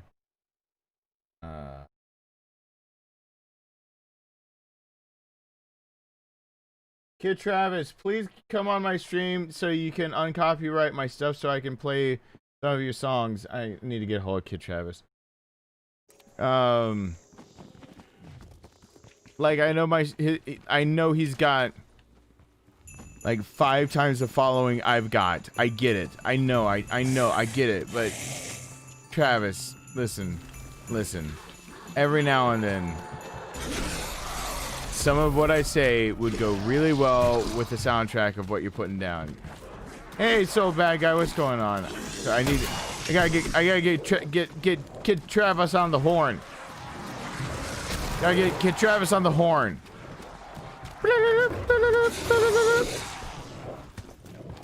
That's how it rings. That's how my phone rings. I have a very old Nokia something. The bricks did not sound like that. The Nokia bricks didn't sound. I was about to blame it on a brick. The bricks did not sound like that. I'm not gonna lie to people. And the bricks were freaking indestructible too. That was a day unto itself to destroy one of the bricks.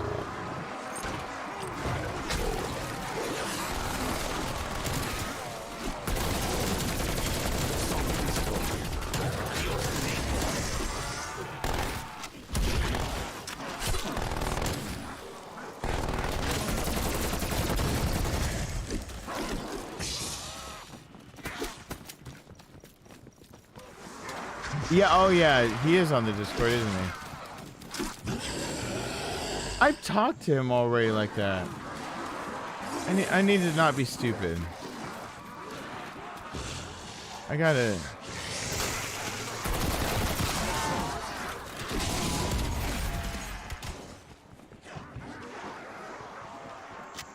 Because honestly, I wouldn't mind playing some of his stuff that would usually probably get tagged if someone didn't ask for permission. Like, you know, I like some of his stuff. Like, there's one song that, wow, hit a little home when I was listening. I was like, wow, that's an odd choice of everything, and I was like, it works. But I'm over here kind of just singing in my head one of the songs, like.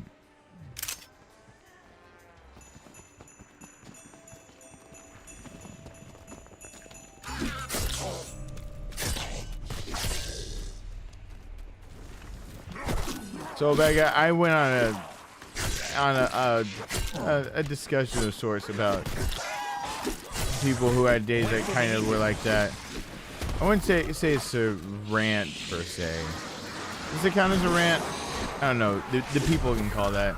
That's earlier in the stream though. If you want to hear what I had some things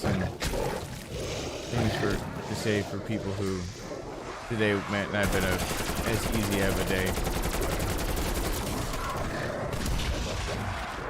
Does it count as a rant? Oh yeah, I have to do that. Thank you, good night. Oh God, yeah, Stephen Orre's gone. It can rot when I dropped it. Hey Amanda, what's going on? You didn't give butterflies. I mean butterflies. You didn't give navis. Those are not butterflies. My brain is losing stamina. Oh, I had this. Oh, insta, please all die. Thank you.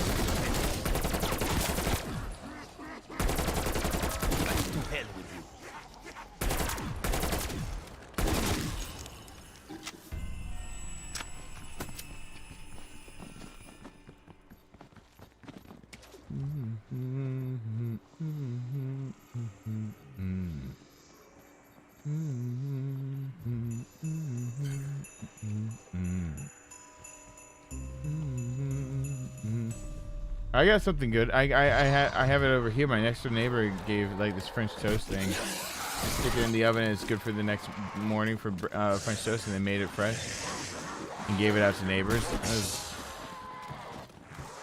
I got some other things. I'll disclose them at another time. I have a rule about, for the most part, my present is still kept under lock and key so I can have a private life. I talk about the past or things that are resolved in general. Tonight's a little bit of a kind of seems to have exceptions to that. Uh-oh.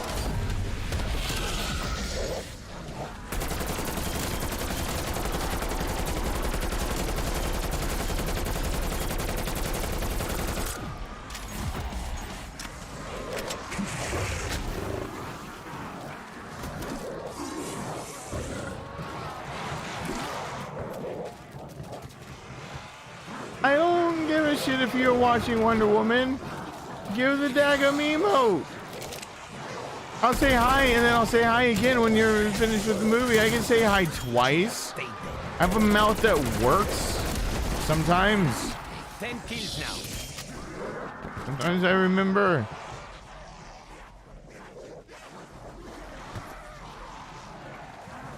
All the Wonder Woman movies are good. I haven't even seen them, and I know the Wonder Woman movies are good. They are apparently, and correct me if I'm wrong for anyone who's seen them, but the Wonder Woman movies, if you were going to scale them on the level of good, first you would take them and you would take them out of the realm. On a well-known secret of comedy. Bad things aren't funny when they happen to Daddy. What about Mommy? Oh, Mommy's fair game. Go for the throat.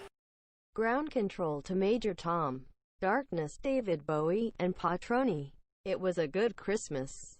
Everybody, hashtag Michael Hacker. I'm still not used to those sound effects. Oh, yeah, that's BS, Manda. Everyone hashtag Michael Hacker. Then you would have given the Navi so I knew who was here. Sounds good. What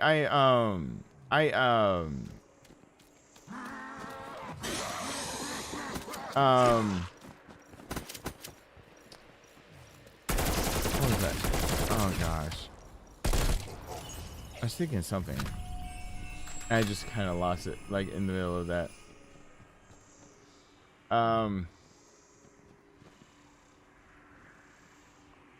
if I could try, if with somebody who hasn't seen all of them, if I could chart how good the movies are, I would say that most people would rate Wonder Woman somewhere between, like, and we're talking Black Panther is the gold standard of, it doesn't have to be a superhero movie, you can like it. While on the other spectrum of, if you want a little bit of a different text, context and tone, Logan, it doesn't have to be a superhero movie, go watch it, it's good. Wonder Woman is, take that, but every now and then actually remember she's a superhero, but mostly still that.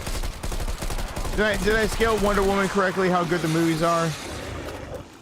They're, so somewhere betwixt still the ratings of what you would give Black Panther and Logan, yet remembering every now and then, like, it's a superhero. Stephen Ori, hey, hello there. I was just asking where you were because somebody else mentioned like ads and stuff like that.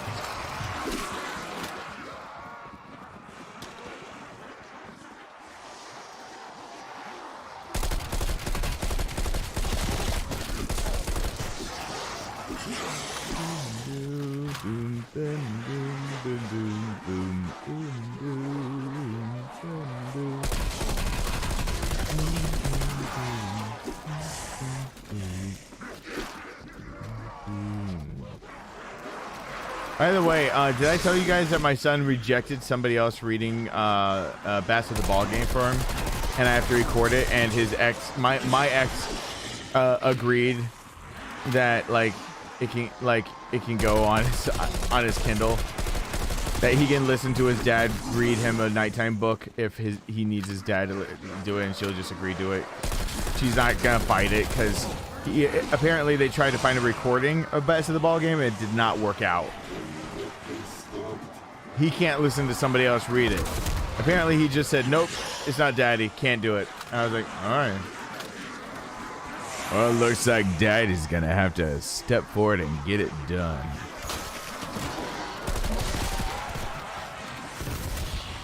And on my side, pretty family, Merry Christmas. Well, I'm glad you at least got to stop on by. I'm sorry that your internet's down. There won't be much to be able to say to Rowan yet because he's not. I gave him backup. I didn't have to, but I did.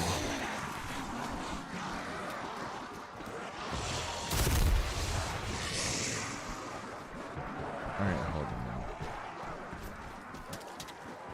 I don't want to go get ammunition. Every time I do, we know what happens. I get the ammunition drop like every time after.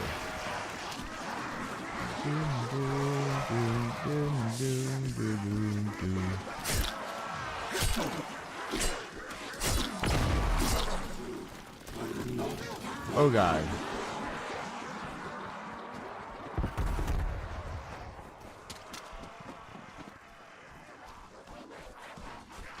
Neela, hello there. I'm glad yours was still nice. Xmas dinner. Did I have an Xmas dinner? I don't think I had an Xmas dinner. Christmas dinner? No. I had a Christmas lunch-ish. Breakfast. I made monkey bread for my son for the morning and stuff and everything. I had breakfast morning. Daddy made monkey bread. It's good. You're gonna want my monkey bread. You're gonna love my nuts. They're in my monkey bread.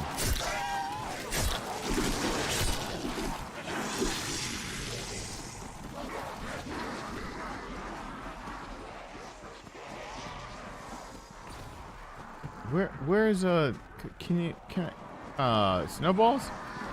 Balls, please. Uh-oh.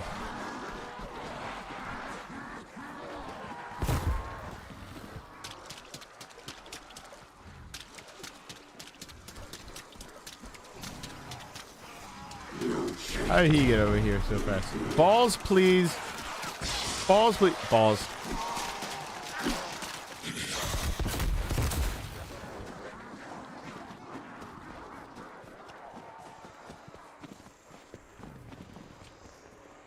But now my son, like, I started reading it out loud and I realized I was making my ex uncomfortable at what used to be, what used to be, I dropped, dadgummit. What used to be my old house. So I, of course, did the very, the polite thing if you're a guest at a house that you used to own, you just continue. So I, like, I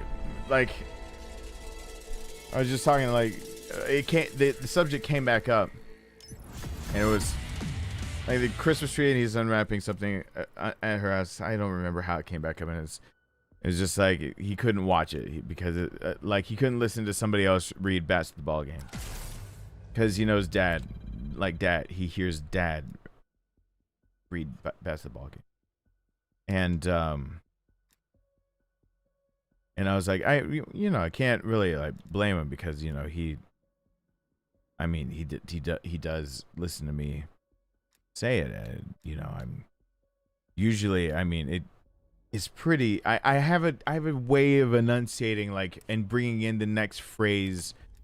Like I almost said stanza. I was like, I have a way of going about this, and I just sitting there going, I've got this thing like memorized too, so it's not like it's hard. I'm like, dusk creeps in and day is done. The last few rays of stubborn sun cling to hilltop tree in town. We wish that we could push it down. And I looked up and just like that nervous, like, oh God, he's actually reading it out loud, which immediately made me go. Restless wings begin to itch, excitement's at a fever pitch. At last it's time, and with a sigh, we hustle out to diamond sky. Hurry up, come one, come all. We're off to watch the bats play ball. How could any bat forget? In all the countless years we've met, it seems the team we'll play tonight has beaten us in every fight. We wing from dark to dazzling bright, startled by the stunning sight of colors like we've never seen. The brown so brown, the green so green. A flying vendor flutters near. Moth dogs, get your moth dogs here. Raise a wing and catch a snack. Perhaps you'd like some cricket jack. We show our tickets, find our places, watch the grounds crew lay the bases. They roll the foul lines, rake the mound, shape the field and smooth the ground. Sudden silence. Then a cheer. Hooray, the baseball bats are here. A bat star sings our anthem song. With wing on heart we sing along. And when she's done, the umpires call. Welcome fans, now play ball. Something changes with those words. We feel a magic shift and ride the currents of the game as time is set adrift. At first we're full of reckless joy. Their batters strike out fast. But when our batters strike out too, our laughter doesn't last. Our players muddle through the game from innings 2 through 5. With nothing chalked up in the 6th, they haven't come alive. But in the 7th, signs of life. Too bad it's not our team. Their fearless flyer cruises home and tramples on our dream. We find a golden moment in the middle of it all. The batter swings, is going foul, we reach, and catch the ball. Get it going, throw a strike! We flap and howl and frown. The 7th inning stretch arrives at last to cool us down. We shake our feet and raise our wings, in voices high and strong. Together, all the fans belt out the famous bat-ball song. Then back at bat, our batters swing, but can't get any ground. There doesn't seem to be a way to turn this game around. Grandbats talk of better times, of fields and heroes past. Their thoughts slide homeward, through the years, across eternal grass. Then, crack! The echo rockets round and yanks us to today. The batter smashed the ball, its cover torn away. Our flyer swoops from base to base, and if he scores, we're tied. And now the play is at the plate, and now the bats collide.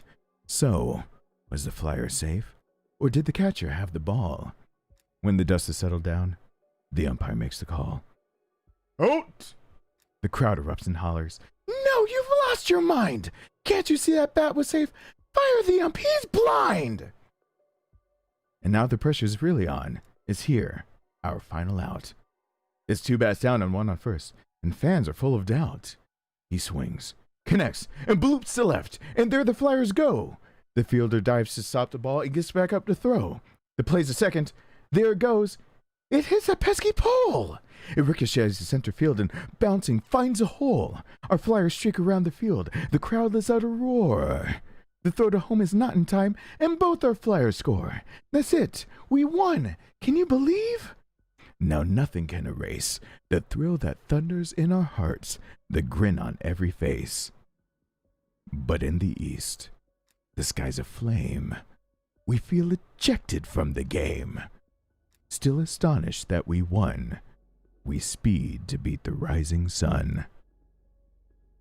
Safe at home, we settle in and talk about our thrilling win, till one by one we slide away and silently relive each play. In our dreams, that perfect green, our refuge from the drab routine of headlong flutter, blurred flight, until another baseball night, until again we hear the call. Welcome, fans, and now, play ball. That's how I actually read it. That is actually 100% how I actually read my son the book, Bats at the Ball Game. And he heard somebody else reading it and said no. So now I'm going to record it so he can have it on his available when he's at his mom's house, because he can't apparently bring to move speed. He can't do it. He just can't. I'm like, all right. Yeah, like Dad was gonna not let that happen. It's cool.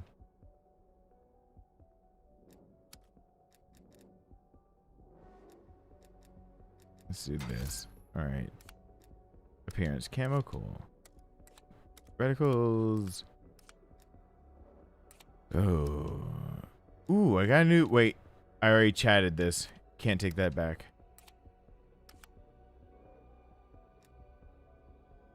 Once you, I don't really think about it. I never really thought about my voice being something like that. I really still have a hard time of thinking of that. What do I have as assault rifle? Come on, I'm playing the normal version. I'm not going through all of that with Duhas mesh. Stop it! Stop me being stupid. Oh, come on. Just play. There we go.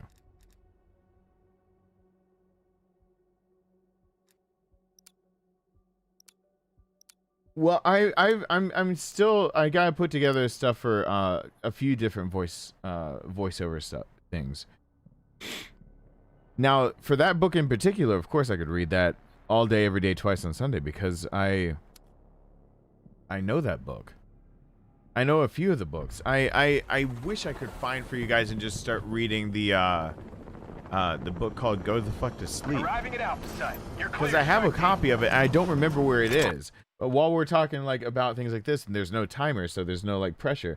Like I'm trying to remember like the book called Go the Fuck to Sleep, which I have read to my son before when he was really young, and then I realized like as soon as he can read, like he can't hear me read that book. Like the book is called Go the Fuck to Sleep. And I believe that book is actually already narrated by Samuel L. Jackson. I believe it is. I believe that book is already done by Samuel L. Jackson. So it's not like, but I can read it from my phone. Yeah, there's like I need to use nose spray really quickly before I try, because I can read that one to, I gotta get nose spray. That one to me is always one of the funniest ones. I gotta get some nose spray. Hold on, because I got the schnuffles. Plus I probably need more water.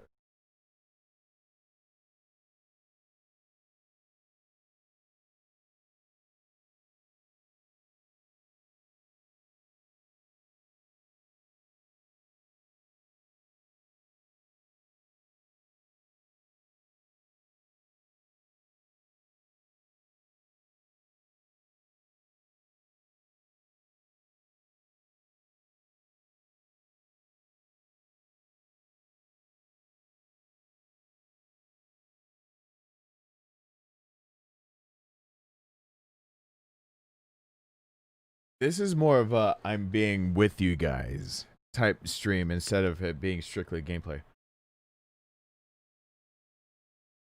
Because I keep skipping off and everything. Well, thank you for being here, Gus. Gus, thank you for supporting. Oh yeah, play ads. I gotta remember these things. Oh. But I have the physical copy of this. I just don't know where it is, and I used to read this to my son. And the other one's like the eat your fucking food or whatever, but it's like I haven't read this in forever. So I'm winging it a little bit.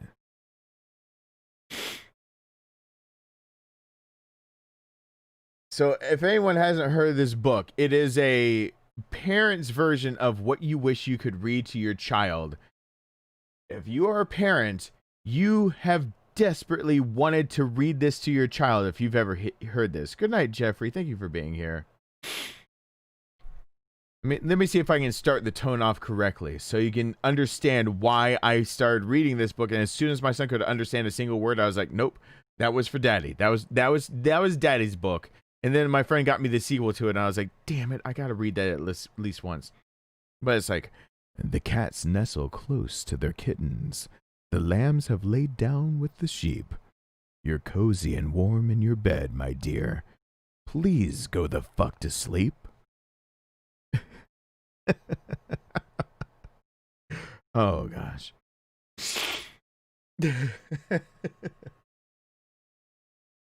The windows are dark in the town, child. The whales huddle down in the deep. I'll read you one very last book if you swear you'll go the fuck to sleep. The eagles who soar through the sky are at rest, like the creatures who crawl, run, and creep. I know you're not thirsty. That's bullshit. Stop lying. Lie the fuck down, my darling, and sleep. The wind whispers soft through the grass, hun. The field mice, they make not a peep. It's been 38 minutes already. Jesus Christ, what the fuck? Go to sleep! All the nursery kids are in dreamland. The froggy has made his last leap. Hell no, you can't go to the bathroom. You know where you can go? The fuck to sleep!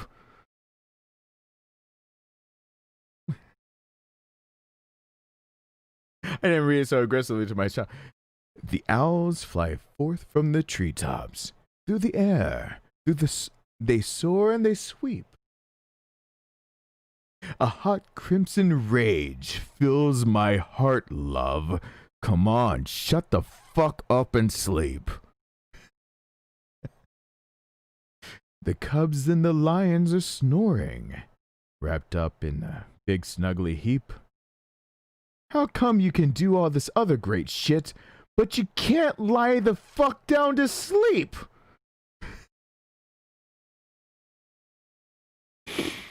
The seeds slumber beneath the earth now, and the crops that the farmers will reap. No more questions. This interview's over. I've got 2 words for you, kid. Fucking sleep. This is a real book. I swear to God. The tiger reclines in its simmering jungle. The sparrow has silencer cheap.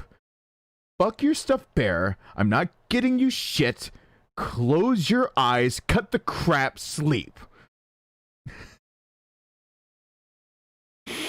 The flowers doze low in the meadow and high on the mountain so steep. My life is a failure. I'm a terrible parent. Stop fucking with me, please, and sleep. The giant begonias of Madagascar are snoring as I lie here and openly weep. Sure, fine, whatever. I'll bring you some milk. Who the fuck cares? You're not going to sleep. This room is all I can remember. The furniture. crappy and cheap. You win. You escape. You run down the hall. As I nod the fuck off and asleep. Bleary and dazed I awaken, to find your eyes shut. So I keep my finger crossed tight as I tiptoe away and pray that you're fucking asleep.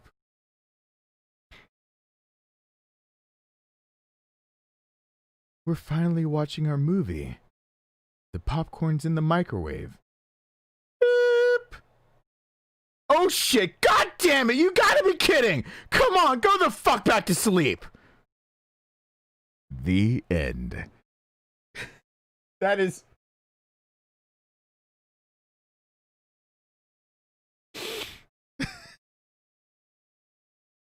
That is one of the best books. That is one of the best books. If you don't have to be that sums all of it up. That's all of it. That's the entire book right there. Just I got it covered for you. You've got the experience. This is how it goes. I don't know how else the only other one I've got is the one I've said so many times, but I keep it here because it's the fucking internet. What am I supposed to do? I have to have this book. This book is necessary. Fuck that. Anonymous meditation. I have to have this book. This is not.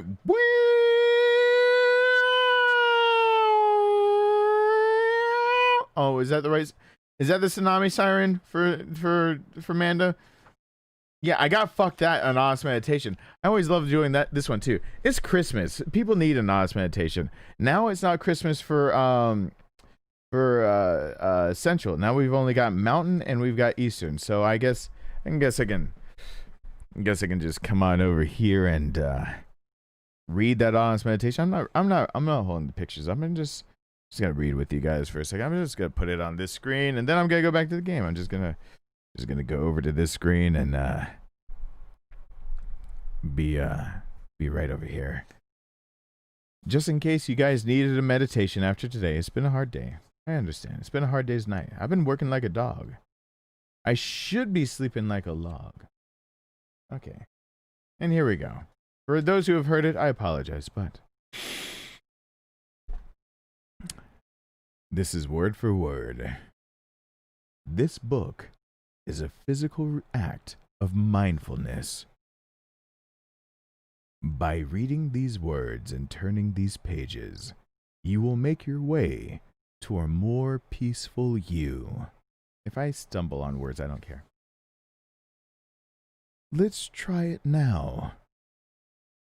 Picture a thing that makes you want to choke a motherfucker. Now feel yourself release that thing as you turn the page. Just like that. There's no strife here. Only a clear, calm place.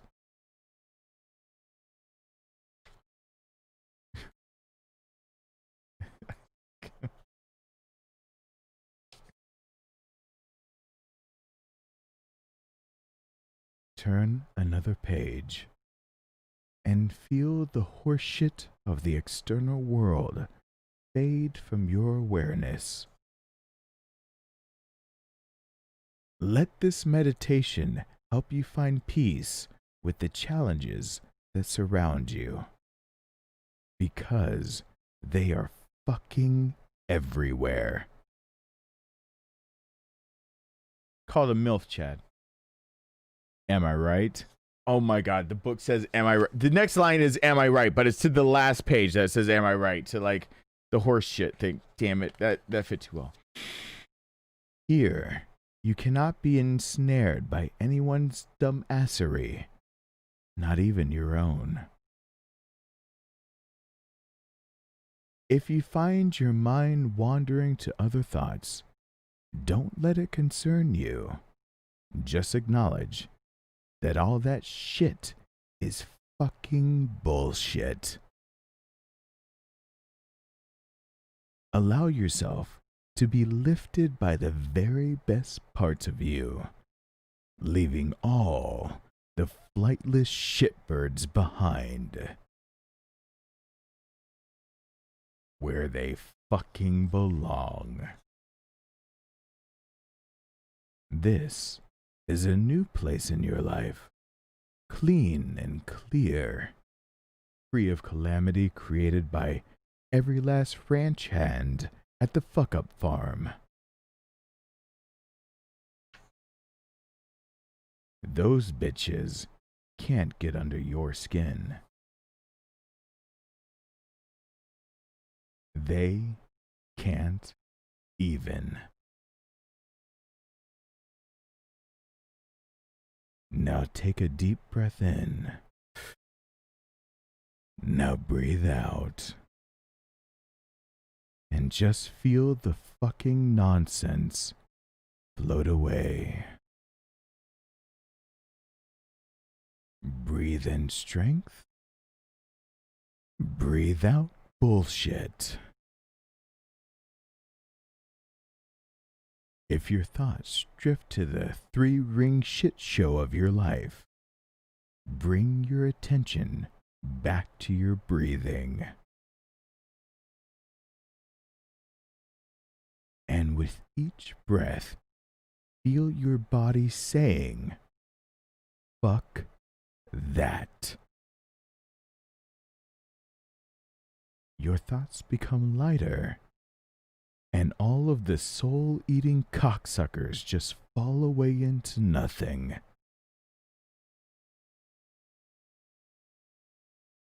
Let each turn of the page guide you to a new place, away from lingering thoughts about things you can't control.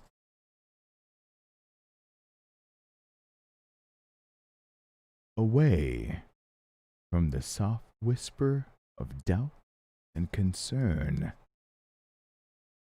Away from the cul-de-sac of useless fucketry waiting at the ass end of worry. Simply turn each page to the next page until the final page, where you greet the world and everything in it with a new, beautiful breath of fuck that. That's fuck that, an honest meditation. There you guys go. Anyone asleep after that one? Did that help anyone? Did that help anyone get to? Did you find Zen? Did you find it? Did you center in?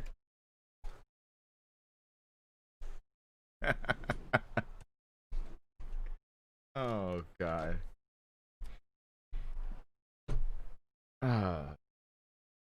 It did make your eyes heavy, really? Yeah, that's because you're picturing things behind your eyelids that are meant for Pornhub only. All right, I'm gonna start playing the game again. All right. I don't know how much longer I'm going. I'm not sure. Welcome to Alpha Side, Strike Team.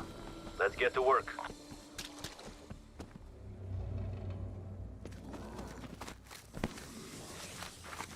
It is a nice way to clear your thoughts. It can rot where I dropped it. I've got more books like that. I've got a book called How Many Balls Can I Fit in My Mouth? So, this is ground I know zero. where that book is. I think it's in the Whatever garage and happened it here survived the is the cause of flood. dimensional I know breaches all over exactly the where that world. book is.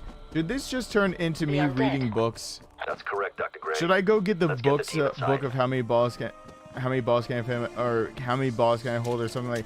It's a kid's book, but the innuendo is strong. Like the innuendo is really strong, where it's like, hey, like you have a giant ball sack and this and the other, blah blah blah blah blah. And like it's so. I think I know exactly where it is. Yeah, might as well. Yeah, sure, why not? Let me go get it. People can donate books for me to read. That's fine. I have more scary stories to tell in the dark on my Kindle. If you guys wanted a night of reading, just let me know, and I know it's Christmas Eve for some, Christmas Day for some people still. I can get scary stories to tell in the dark. I don't know. I have scarier. I got the 2 sequels. I don't know if they're good enough or whatnot. I haven't really looked at them. But I got the other book. I remember it in the garage and survived the flood. Talk to the chair. It's got you.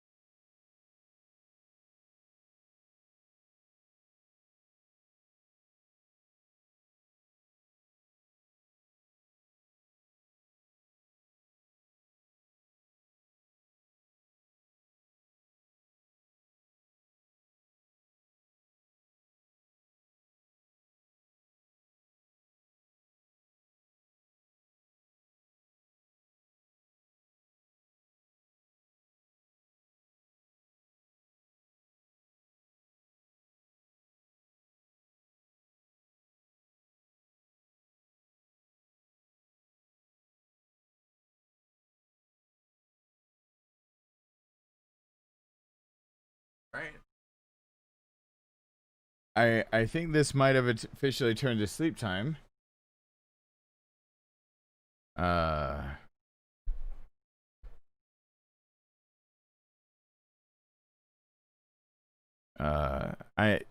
Story time rather, not sleep time. What I read to you guys earlier is this book. I found it. Go the fuck to sleep. I do own it. That's no joke. I just remembered that a lot of them were cut, and I can read another one to you. I think it's important in a day and age like this that we remember how hard it is to be a parent. And sometimes it can be very, very hard. So I figured I can read one more. And if you're not a parent, maybe it can help put some perspective on the hard job that during the holidays and during every day that parents go through. And any caregivers or whatever. This book is called You Have to Fucking Eat. Oh, I can actually read novels and stuff like that. There's one that I'm working on right now. That's a different story.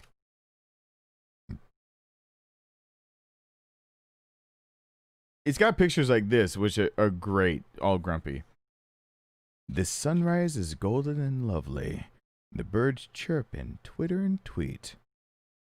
You woke me up and asked for some breakfast. So why the fuck won't you eat?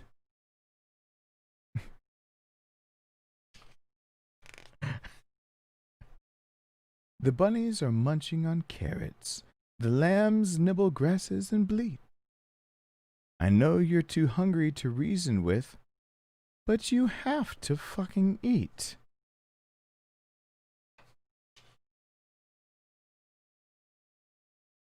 Your cute little tummy is rumbling, and pancakes are your favorite treat. I'm kind of surprised that you suddenly hate them. That's bullshit. Stop lying and eat. The giraffes pluck their tender young leaves up. The mice snack on seeds on wheat. No, sweetheart, I can't make spaghetti. The fucking meal's served. Time to eat. If we were both pandas, I'd know when to feed you. But seafood is scary. We're leery of meat. Half the food at the market is probably toxic, but fuck it, you still have to eat.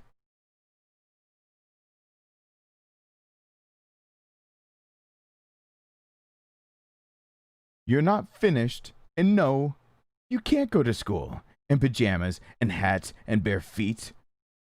Whatever. Put shoes on and bring me your plate. My whole diet's the shit you won't eat. The sloth and the lemur, the chipmunk, the cheetah, the slow and the sleek and the fleet share one thing, my love. They make less of a mess than you fucking do when they eat. How was school, hon? Whoa, your lunchbox is full. Are you not passed out in the street? How is it you're smart? How the hell are you growing when you basically don't fucking eat?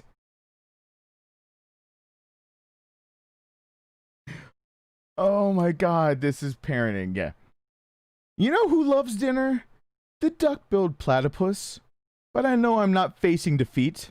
This spoon-feeding shit makes me wonder why the fuck we weaned you from the teat.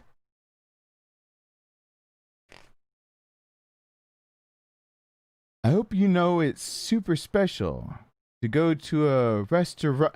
Hey, back in your seat. You shitting me? The whole menu's crap to you? But a roll on the floor, that you'll eat?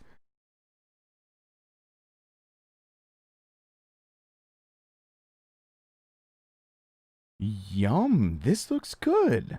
5 big bites, my darling. Fine, 3. But don't try to cheat. A lot of kids don't get asparagus. Show some fucking respect for them. Eat. Oh yeah, I'm feeling this. I've been here. Oh, now you're hungry? Tough shit. Kitchen's closed. Have some warm milk. For me, a scotch. Neat. Pancakes? Yeah, right. It's bedtime, child. It's too goddamn late now to eat. Okay. 1 pancake, and that's it. You're exhausted, and I'm fucking beat. And tomorrow, we've got to rise early as roosters to fight more about what to eat.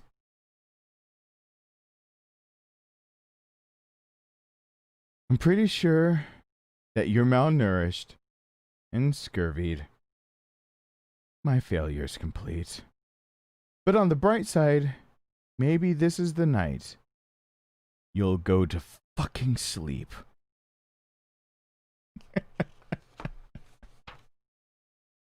It's the sequel to Go the Fuck to Sleep.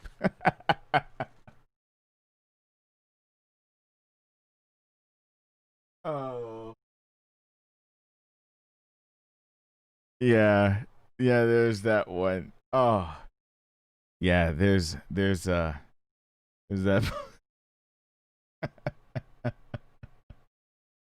That's the sequel to Go to Fuck to Sleep. And this last one I'll read. Before, I don't know. Are we going to, is it closing time? Are we getting toward the end of the stream? I'm reading. I don't know how much I'm playing. I don't know how many people are here and anything. This one is, do you want to play with my balls? It's a pretty simple book. It's a children's book. I think it's really self-explanatory. Hey Louie, do you want to play with my balls?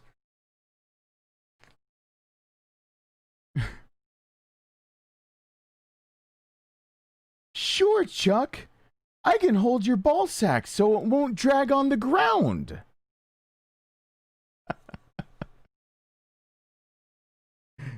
Oh God, this is the innuendo book. Wow, your balls are so big, I can't even fit them in my mouth.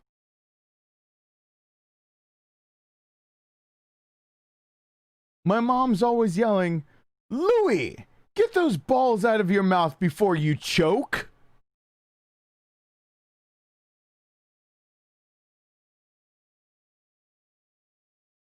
You know that mean girl Sally?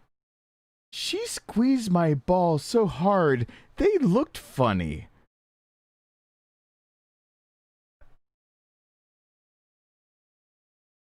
Yeah, well, when I play with Sally, I always end up with blue balls.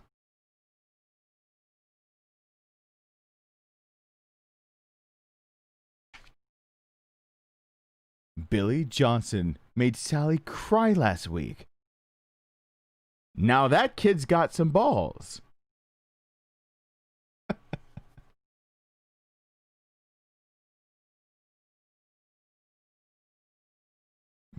Not anymore. Yesterday, Sally kicked Billy's balls so hard, he lost one.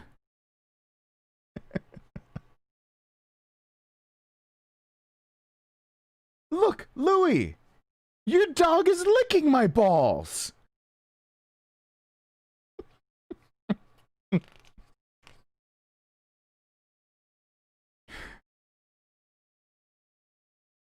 Hey, let's roll them on Sparky's fur.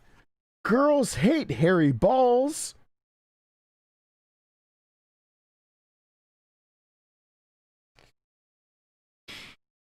You know, Chuck, if we show Sally our hairy balls, she'll scream for sure.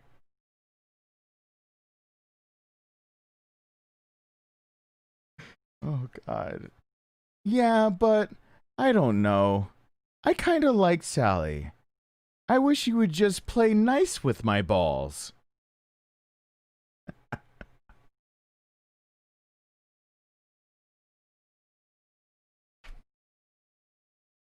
Yeah, me too. Hi, Sally. Do you want to play with our balls?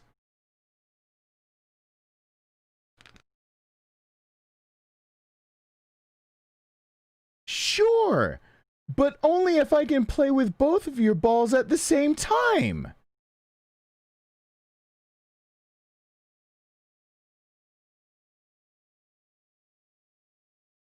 The end. Yep, that's the...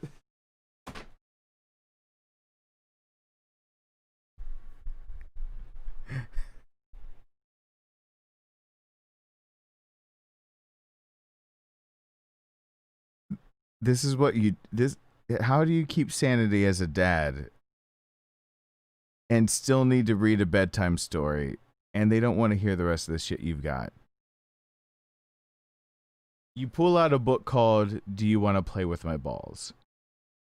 And that's the book you pull out right after they can actually start understanding words and you can no longer read to them, go the fuck to sleep, and why won't you fucking eat? That's called real life, folks. Otherwise, you're just going to be cussing under your breath. It's going to be basically the same book, but it won't sound as good. So, oh my God. Someone. Anyway,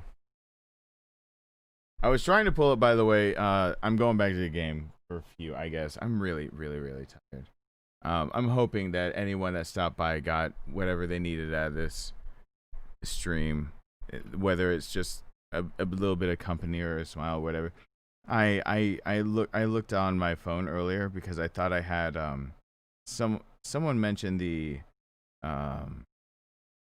opening to or the Taken speech. Someone mentioned the Taken speech, and I used to have that open everywhere, but instead the first thing I ran into is when I do my narrator voice, the voice I want to have is actually like very, very specific. And it's actually the day that I feel like I can read something that people have heard before, but I ran into it again. And it's pretty simple. Does anyone remember the show Beyond Belief, Fact or Fiction? Because if you remember that, there is this is all you need to know. Like this is where I need to be before I become an announcer for that kind of show. I need to be able to say this perfectly and make you feel like you're about to enter into a world that is beyond belief. Yeah, that show. Okay, that is the opening I keep up, and that's the one that I like. Like I really try to go at like hard to see if I can read it like properly. So like there's so many, I have so many lines from it, but so I can read whatever, but I've got one that's just like Beyond Belief, Fact or Fiction, hosted by Jonathan Frakes. Tonight, your challenge is to separate what is true from what is false. 5 stories, some real, some fake. Can you judge what is fact and what is fiction? To find out, you must enter a world of both truth and deception, a world that is beyond belief. I need to be able to say that in my own cadence. And when I can hear that played back to me and I go, I could imagine that at the very beginning of the show, I then will accept that I can narrate a few things at the beginning of shows. Like, yeah. Because I've got all the lines for like some of the openings of like the story of young lovers defying the wishes of their parents is as old as Romeo and Juliet and as new as today. The next story involves an ill-fated love revenge, and things go bump in the night. And as you'll see in the conclusion of our story, Romeo and Juliet were never like this. Just ask the neighbors. Once I can get those kind of lines down where I enunciate properly, you'll hear me do that kind of shit all the time. Because you'll hear me like on TV. I love that shit. Oh, wait. And the other Beyond Belief, they changed it. I have both of them. Here we go. And the one that people know, the one that's better. Here we go. One more time, and then I'm playing it. Beyond Belief, Fact or Fiction, hosted by Jonathan Frakes. We live in a world where the real and the unreal live side by side, where substance is disguised by illusion, and the only explanations are unexplainable. Can you separate fact from fantasy? To do so, you must break through the web of your experience and open your mind to things beyond belief. Yeah, once I can nail that, then I'll go for more that kind of thing. I don't know. I do better when it's like more dramatic. I can't do the dramatic voice. I can't be coming this summer. I can't mix the two voices for some reason. Because one is actually serious. I can't be like Beyond Belief, Fact or Fiction, hosted by Jonathan Frakes. We live in a world where the real and unreal live side by side, where substance is disguised by illusion. I can't do that. I can't. It doesn't feel right. But anyway, that was opened up on my phone. For anyone who enjoys that throwback, shooting things now. Bang, bang, bang. Shooting things badly now. Bang, bang.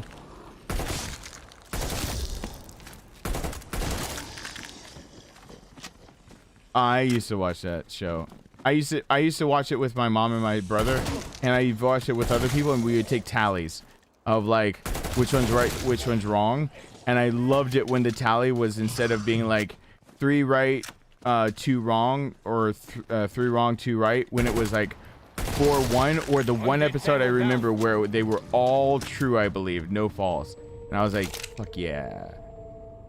Because I had that feeling. I just had this magic moment where you realize that, like, you think they're all true, but you don't want to say it, and then you're like, it's true, it's true, I guess they were all true, it's true.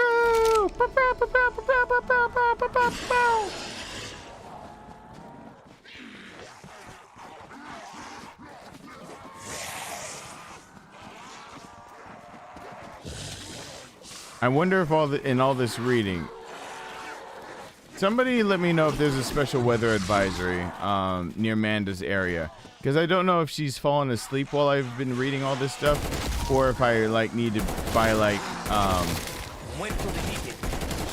you know, some high waters or something, some waders. I don't know which one. Hey Raz, I don't think I said hi. Hey Trayvon, did I say hi? She has been awfully quiet. Yeah, you're a turncoat. I don't know if I can trust you completely, but I would believe that she possibly could be asleep.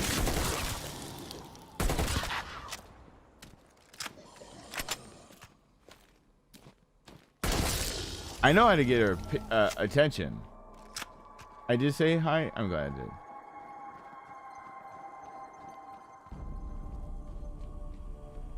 She's really asleep. You're an innocent angel? Yeah.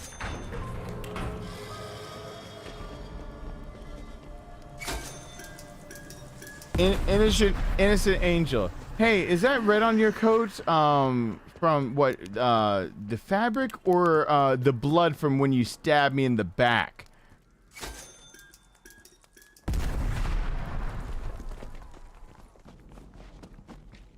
Hey, Shadow, what's going on?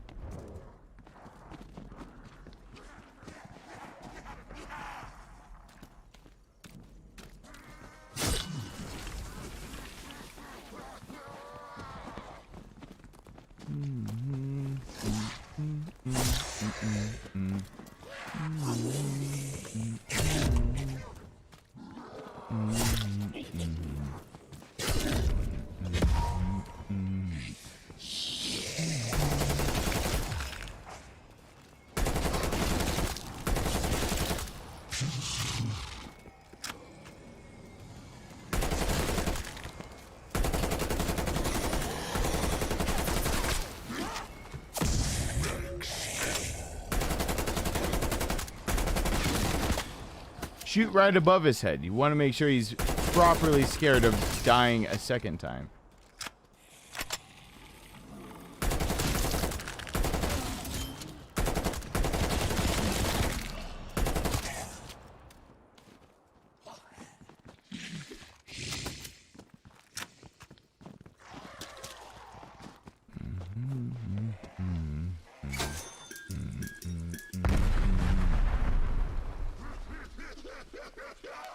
It is late though. We've almost been going 3 hours. Nothing in the report about this place being haunted, is there? I hope not. I think these creatures. I think they're unlike anything we've ever that seen before. I've done. What in God's name were the Nazis We're doing about here? at 3 hours. What was Project?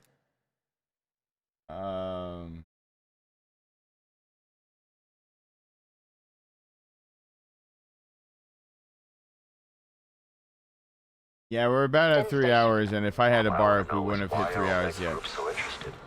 And I gotta remember that I haven't slept in getting close to 48 hours now.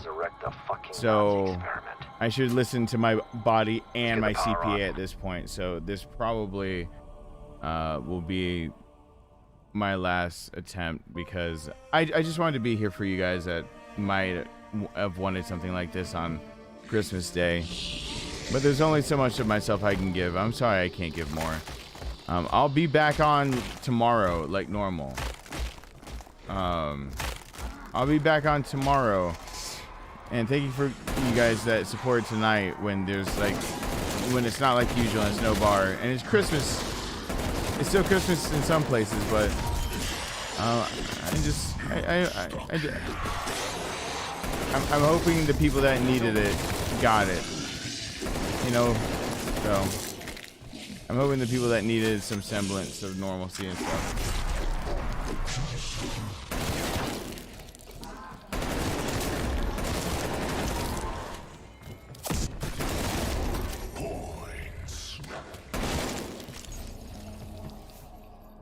That PS was to me about watching Wonder Woman. I'm gonna give a pro tip to you really quick. A lot of creators cannot watch media as often as you'd think. A lot of content creators usually are staring at screens so often in the pursuit of creating content that is hard to find the time for that. A lot harder than you'd think. You'd think it would be like easier, like you need a break, and instead, when you're a smaller content creator, every single break is actually a guilt trip you put on yourself, so you don't get to enjoy things as much. Like me going out to the movies means like I need to know the next week is financially secure, and I'm not even like lying on that one. Like to just go out to the movie, for me to enjoy the movie, I need to know like the next week coming up is financially good to go. And right now, my mom desperately needs my help more and more with bills, so like I won't be. And I don't know if that's like the most recent, or if it's in theaters, or if you can download or rent it. But it still stands a reason. Even if you could download it, I don't have time lately. I need to watch it.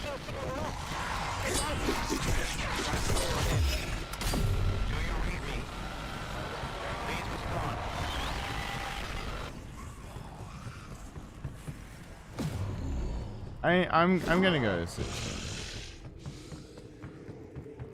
Well, I felt bad. Am I allowed to say one sad statistic of why I feel guilty if I ever pass up streaming at least New Year's Eve or New Year's Day if I miss it? Why I'm compelled so hard to do so? It's something that I've known about, but I don't know. I don't think anyone else in the channel really knows. But can I say why I feel responsibility that I have to be on here? And there's no other way. And it's not because like to guilt anyone. It's just to say like I have to be here. But it's guilt that I put on myself because it's impossible. I just don't know what. I don't know half the things I've said during this. I've read books. I've been on serious subjects, and I've joked around about Manda basically flooding the basements of every person that lives in a low-lying flatland. So I don't know where the vibe of the general everyone is going right now. Weaver, this is incredible. The anomaly, it's a bridge to the other dimension. You know, the one currently spilling into our own reality.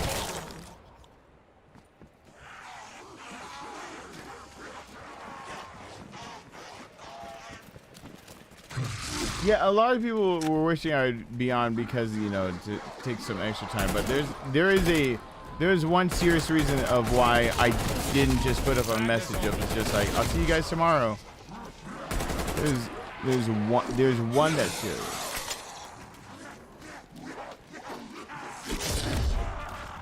The rest of them could wait, but there's...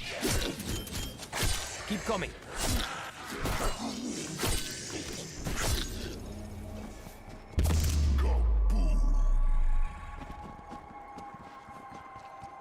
I've only seen Oreo and Chad speak up. Everyone else might be asleep. Because I actually asked, like, what's the vibe? Because there's a really, like... It's startling to hear that this actually is, like, a thing that's in our community that's happened.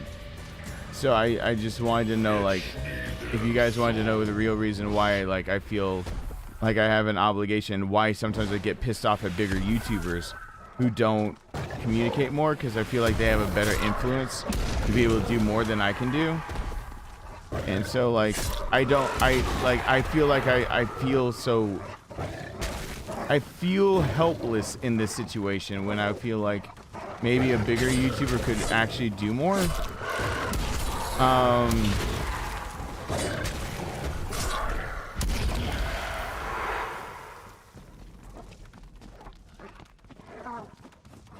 From when I started this channel. Okay. So, excluding 2015. So, we're talking in 2016, 2017, 2018, 2019. Alright? So, for those 4 years, we've had 2 of them, just over 2 of them with shields. 2 of them without, right? That math checks out for everyone. Cool? I believe that's the way it is because I'm hoping I'm not accidentally supposed to airing this one. Bloody hell. Atomic readings are off the charts. Yeah.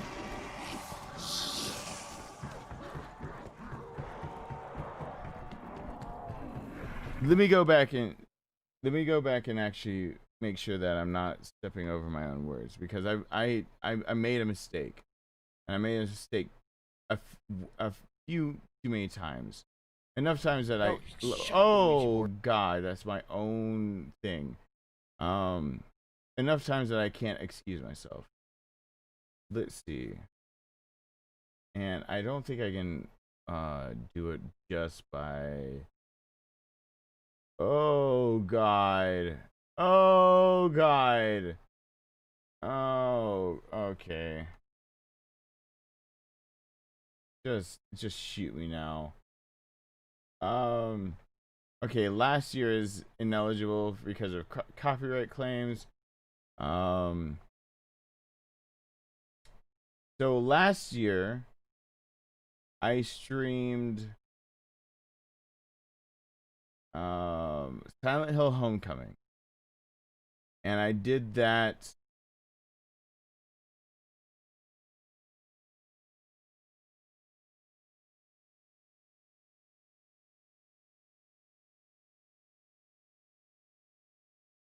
yeah, okay. So I found something to stream, but I did Silent Hill Homecoming. That is the one that stopped it. The reason I'm compelled to actually get on these, and the reason why I'm compelled to just say good night, like, because I'm tired, because I am really tired. Like, there's some people who really do need just a few minutes of normalcy. And I've read and I've played the game, and I am just a few hours from just being up 48 hours straight. But most of that time spent like panicking, going back and forth, and just like thinking my brain is hurting. It hurts bad. And I think right about now that if Paige were awake or Jordan were here, Jordan, Pat, I'd be told right now just get off because they'd notice I'm flagging a bit too hard. But there's a reason I get on. There was when I started this channel, I didn't know how it would grow, but I did find out about something in 2016, and it was that I just knew that 2 people that were with the channel were gone. Actually, 3 were gone, and then I got somebody that I'm keep nameless because they do pop back around. That they brought their friends around. They brought more of their friends around the group, like the channel, and it was a very small channel. I was trying to talk to everyone, and those were the days when, like, if I live streamed, I hoped 20 people would show up maximum. Like, I peaked out at 20.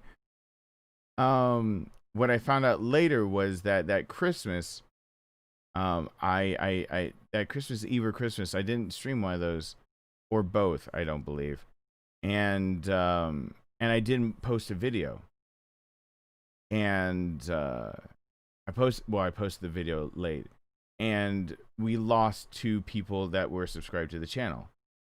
The year after that, my dumbass forgot that some people actually do look for like lifelines out there, and so we lost 2 more that I was told that the what you don't like hearing, which is that, you know, they were scrambling, and, you know, one of them out and out told, yeah, they're not going to be coming back around, and is sad and they had your watch page up, like they had your videos on autoplay, and I was like seeing their, you know, and it's one of those things you can't control. The second we gained shields, there was a lot of shields that people got shields, but you didn't know everyone who had ones. A lot of people dropped out. That Christmas, I couldn't do it. I believe it was that one. We lost 4 people that night. Not to tragedies that were like accidents, tragedies that were brought on purpose. It was the year after that I was like, fuck this noise, no matter what, I'm streaming Christmas.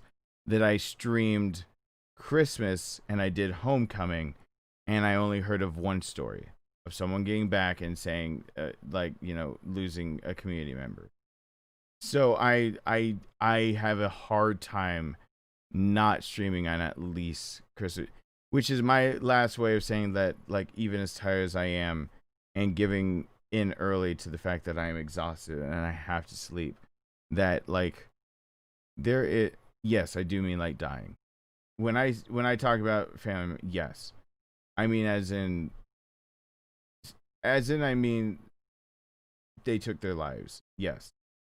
The reason I ended off on that, because I know it's Christmas. The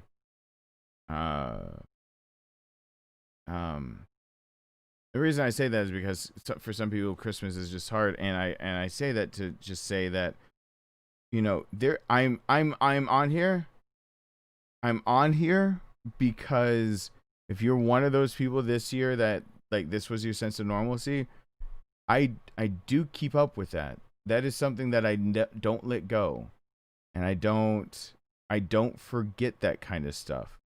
And as much as it might seem like, if you're listening right now and that's where you are, it's not like I said earlier in this stream, you might think that your life is your own, and it is. You're in control of your own actions. But when people that have gone from this channel, that I know they're gone, and especially when I know, like, it was a night where I decided not to be there, and I know I could only be a stopgap, but a night that I wasn't streaming or didn't post a video, and that's how that went. And there's more than those, but hearing those and knowing that just rate is so, it hurts. And so I've tried to make it a thing where I don't miss that. I don't miss Christmas Eve or Christmas night, one of the two. And if you're one of the ones that are listening that has just been hard, if you really don't think you affect nobody, I just out and out told you that, like, I don't get over that. Why am I on here right now? Because there are people that might have been in your position before, but they decided to do something that hurt family and friends, that it's hard for them to live down, and holidays can be hard. And there's also a random YouTuber that if he finds out about it, he'll be one of those ones right there with your family that just kills him inside to hear. So that's why I stream on Christmas and try to do it on New Year's and New Year's Eve and New Year's Day, because I asked, there was a person that told me 2 years in a row that found out those things for me, and I asked for them to stop letting me know. Because of New Year's Eve and New Year's Day, I didn't want to know, because New Year's Eve and New Year's Day are usually worse. So that's why I'm here. A source of normalcy, and to say, yeah, shit can suck sometimes, but there's always a new day. I hope you had the best Christmas in the world. I hope my reading of random books like, do you want to play with my balls and go to fucking sleep work? I hope the zombies work. But if it didn't, like, I'm gonna get sleep, and I'll stream more like normal tomorrow, and I'll figure out what I'm streaming. We might do more Super Smash Brothers. I have Sephiroth, and I have that adventure, or I have more games. Like, I've got a lot of Switch games now all of a sudden that I could try out. I've got a few games I could just pop in. I should probably get better at Dying Light again, but I don't know how many people would show up for that. I could do a challenge run for Dark Souls, and I might do that because we have 2 charities still. We still have 2 different, like, streamathons to go, I don't know how well I'm gonna be able to get through one, but we're like running out of time to do them. Like we only have a few days, and I got a lot of recording and a lot of that kind of stuff to do. So there's a chance that will come back. And it's not about necessarily about my it's that it comes up, and here's the thought. Here, you want to know the real thought process, Oreo? Here's how it goes. I'll tell you the real. Here's the real. And then this is how it goes. I'll get tired, I'll get whatever, and I'll want to take Christmas off, or Christmas Eve, and I want to do that. And this is why I get pissed off at bigger YouTubers, because they have to go through the same thing, but on a gigantic scale. And I'll remember that. I'll remember that some people tune into this, not because I'm a good gamer, because most of the time I'm not. And not for the comment, sometimes it's just, I've had people write where it's an empty house. It's me on the TV talking, and they get it. They've written me excited that I called out their name, that I said that, I said hi to them, and the only reason they got excited is because they're literally in their apartment by themselves. So it was nice for them to, be at the computer watching somebody play something, and they feel it's like a streamer, they feel like somebody that they usually wouldn't be able to talk to. And I go like, hi Alicia or something like that, and I just throw out a name, and like it blows them away that like through their little apartment they just heard their name said by like a streamer. And it's like I never saw the importance in that until it comes to that type of deal where, does that person need to hear it again tonight?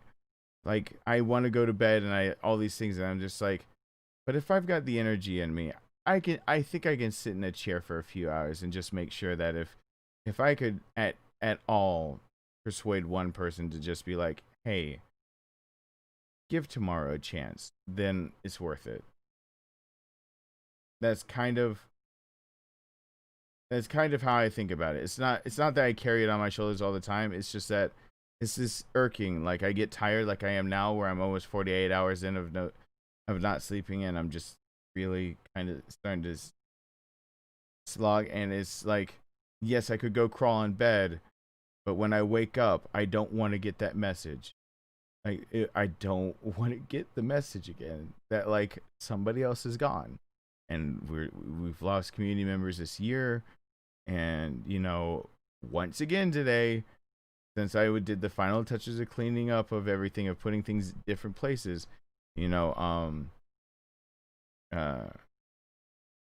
Christopher Murillo, the t-shirts he made for me, I had to put those somewhere else again. So it's one more time of just being like, that's gone. And then it just so happened that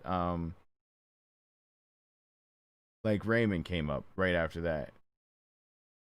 Like, it's just been, I don't want to wake up tomorrow and find out, like, I see so many people that show up are shields, and I say you guys are family members. I don't want that. I'm tired of it. That's kind of like the kind of thing I just don't want it. And if me getting online and being tired and just having just 2 seconds of emotion, talking to you, rambling, reading some books, and playing some zombies is all it takes, so that tomorrow I find out that somebody had a bad Christmas and they think that really that dictates the rest of their life, and then they showed up to a stream and they decided, maybe I'll give one more shot at getting a good night's rest and things will be better tomorrow. Like, I feel like I have to do it. And that's not me feeling like I'm carrying the world on my shoulders and it's bad for my mental health. That's when I start getting angry, where the tears stop, and I start getting really damn angry, because I'm like, I'm a small YouTuber. Why? I know bigger, you got families, you got everything. Don't you feel like you have any responsibility for all those people that like watch you religiously when they comment in your comment sections? Tens, hundreds, thousands of people saying, thank you, blah X YouTuber, YX YouTuber with millions of subscribers. I watch your videos all the time. People write that on my videos. I watch your videos to help me get through rough spots. And then you leave them hanging on some of like the holidays that hit worse. Like, some of these YouTubers actually speak that I'm talking about. Can't you plan? Like, one of you be live for these guys? Some people need you. I know you chose this as an entertainment job, but you know what's not entertaining? There is no such thing as being able to, you know, give my next, like, I think these jokes landed well in improv, so I think they'll land well next at the next eulogy I give. Because I've done that once for somebody on YouTube. I can't do that. I depends on I just can't. I don't want that. Like, I don't. Yeah, I would thought I moved Chris's shirts. I don't remember how things went on, and then like yeah, it just something I can't remember what it brought up. And I just Raymond 2 days before. I'm just giving Raymond words of encouragement, and that wasn't even like Raymond gone from his own anything. It was just he was just gone, just like Chris was. I just don't. They were gone and they were tragedies. I don't want to learn of a tragedy in the morning that I didn't stream, and like, so they didn't have a place where they felt okay to lurk or be normal or be anything. So if you're in that boat, please understand. I want you back here tomorrow. If you really think you're nobody, that no one cares, and it doesn't matter to anybody, it matters to me. That's the kind of shit that keeps me up at night, that I think about. And when I'm wiping away the side of my face and that's a tear, that's a real one for a real person that I've never met, but I'm praying that tomorrow, no matter how bad today got, you'll show right back up, because you remembered that no matter how bad it got, there's a random YouTuber that doesn't want you to go anywhere. And I know I'll get bigger and it'll get harder to keep up with people, but I really, really want you to be here. Yeah. So, and Trayvon is right. The channel cares, and we're always on Discord. Thank you to Julio, Gus, Wicked, Michael Hacker, and GJD8000. The new channel member of Wicked over there, Wicked LO. And yeah, so, but that's all. Like, I'm flagged completely out. I won't over push it for right now, because I know that we've got 2 marathons kind of coming up. So back to back, charity and,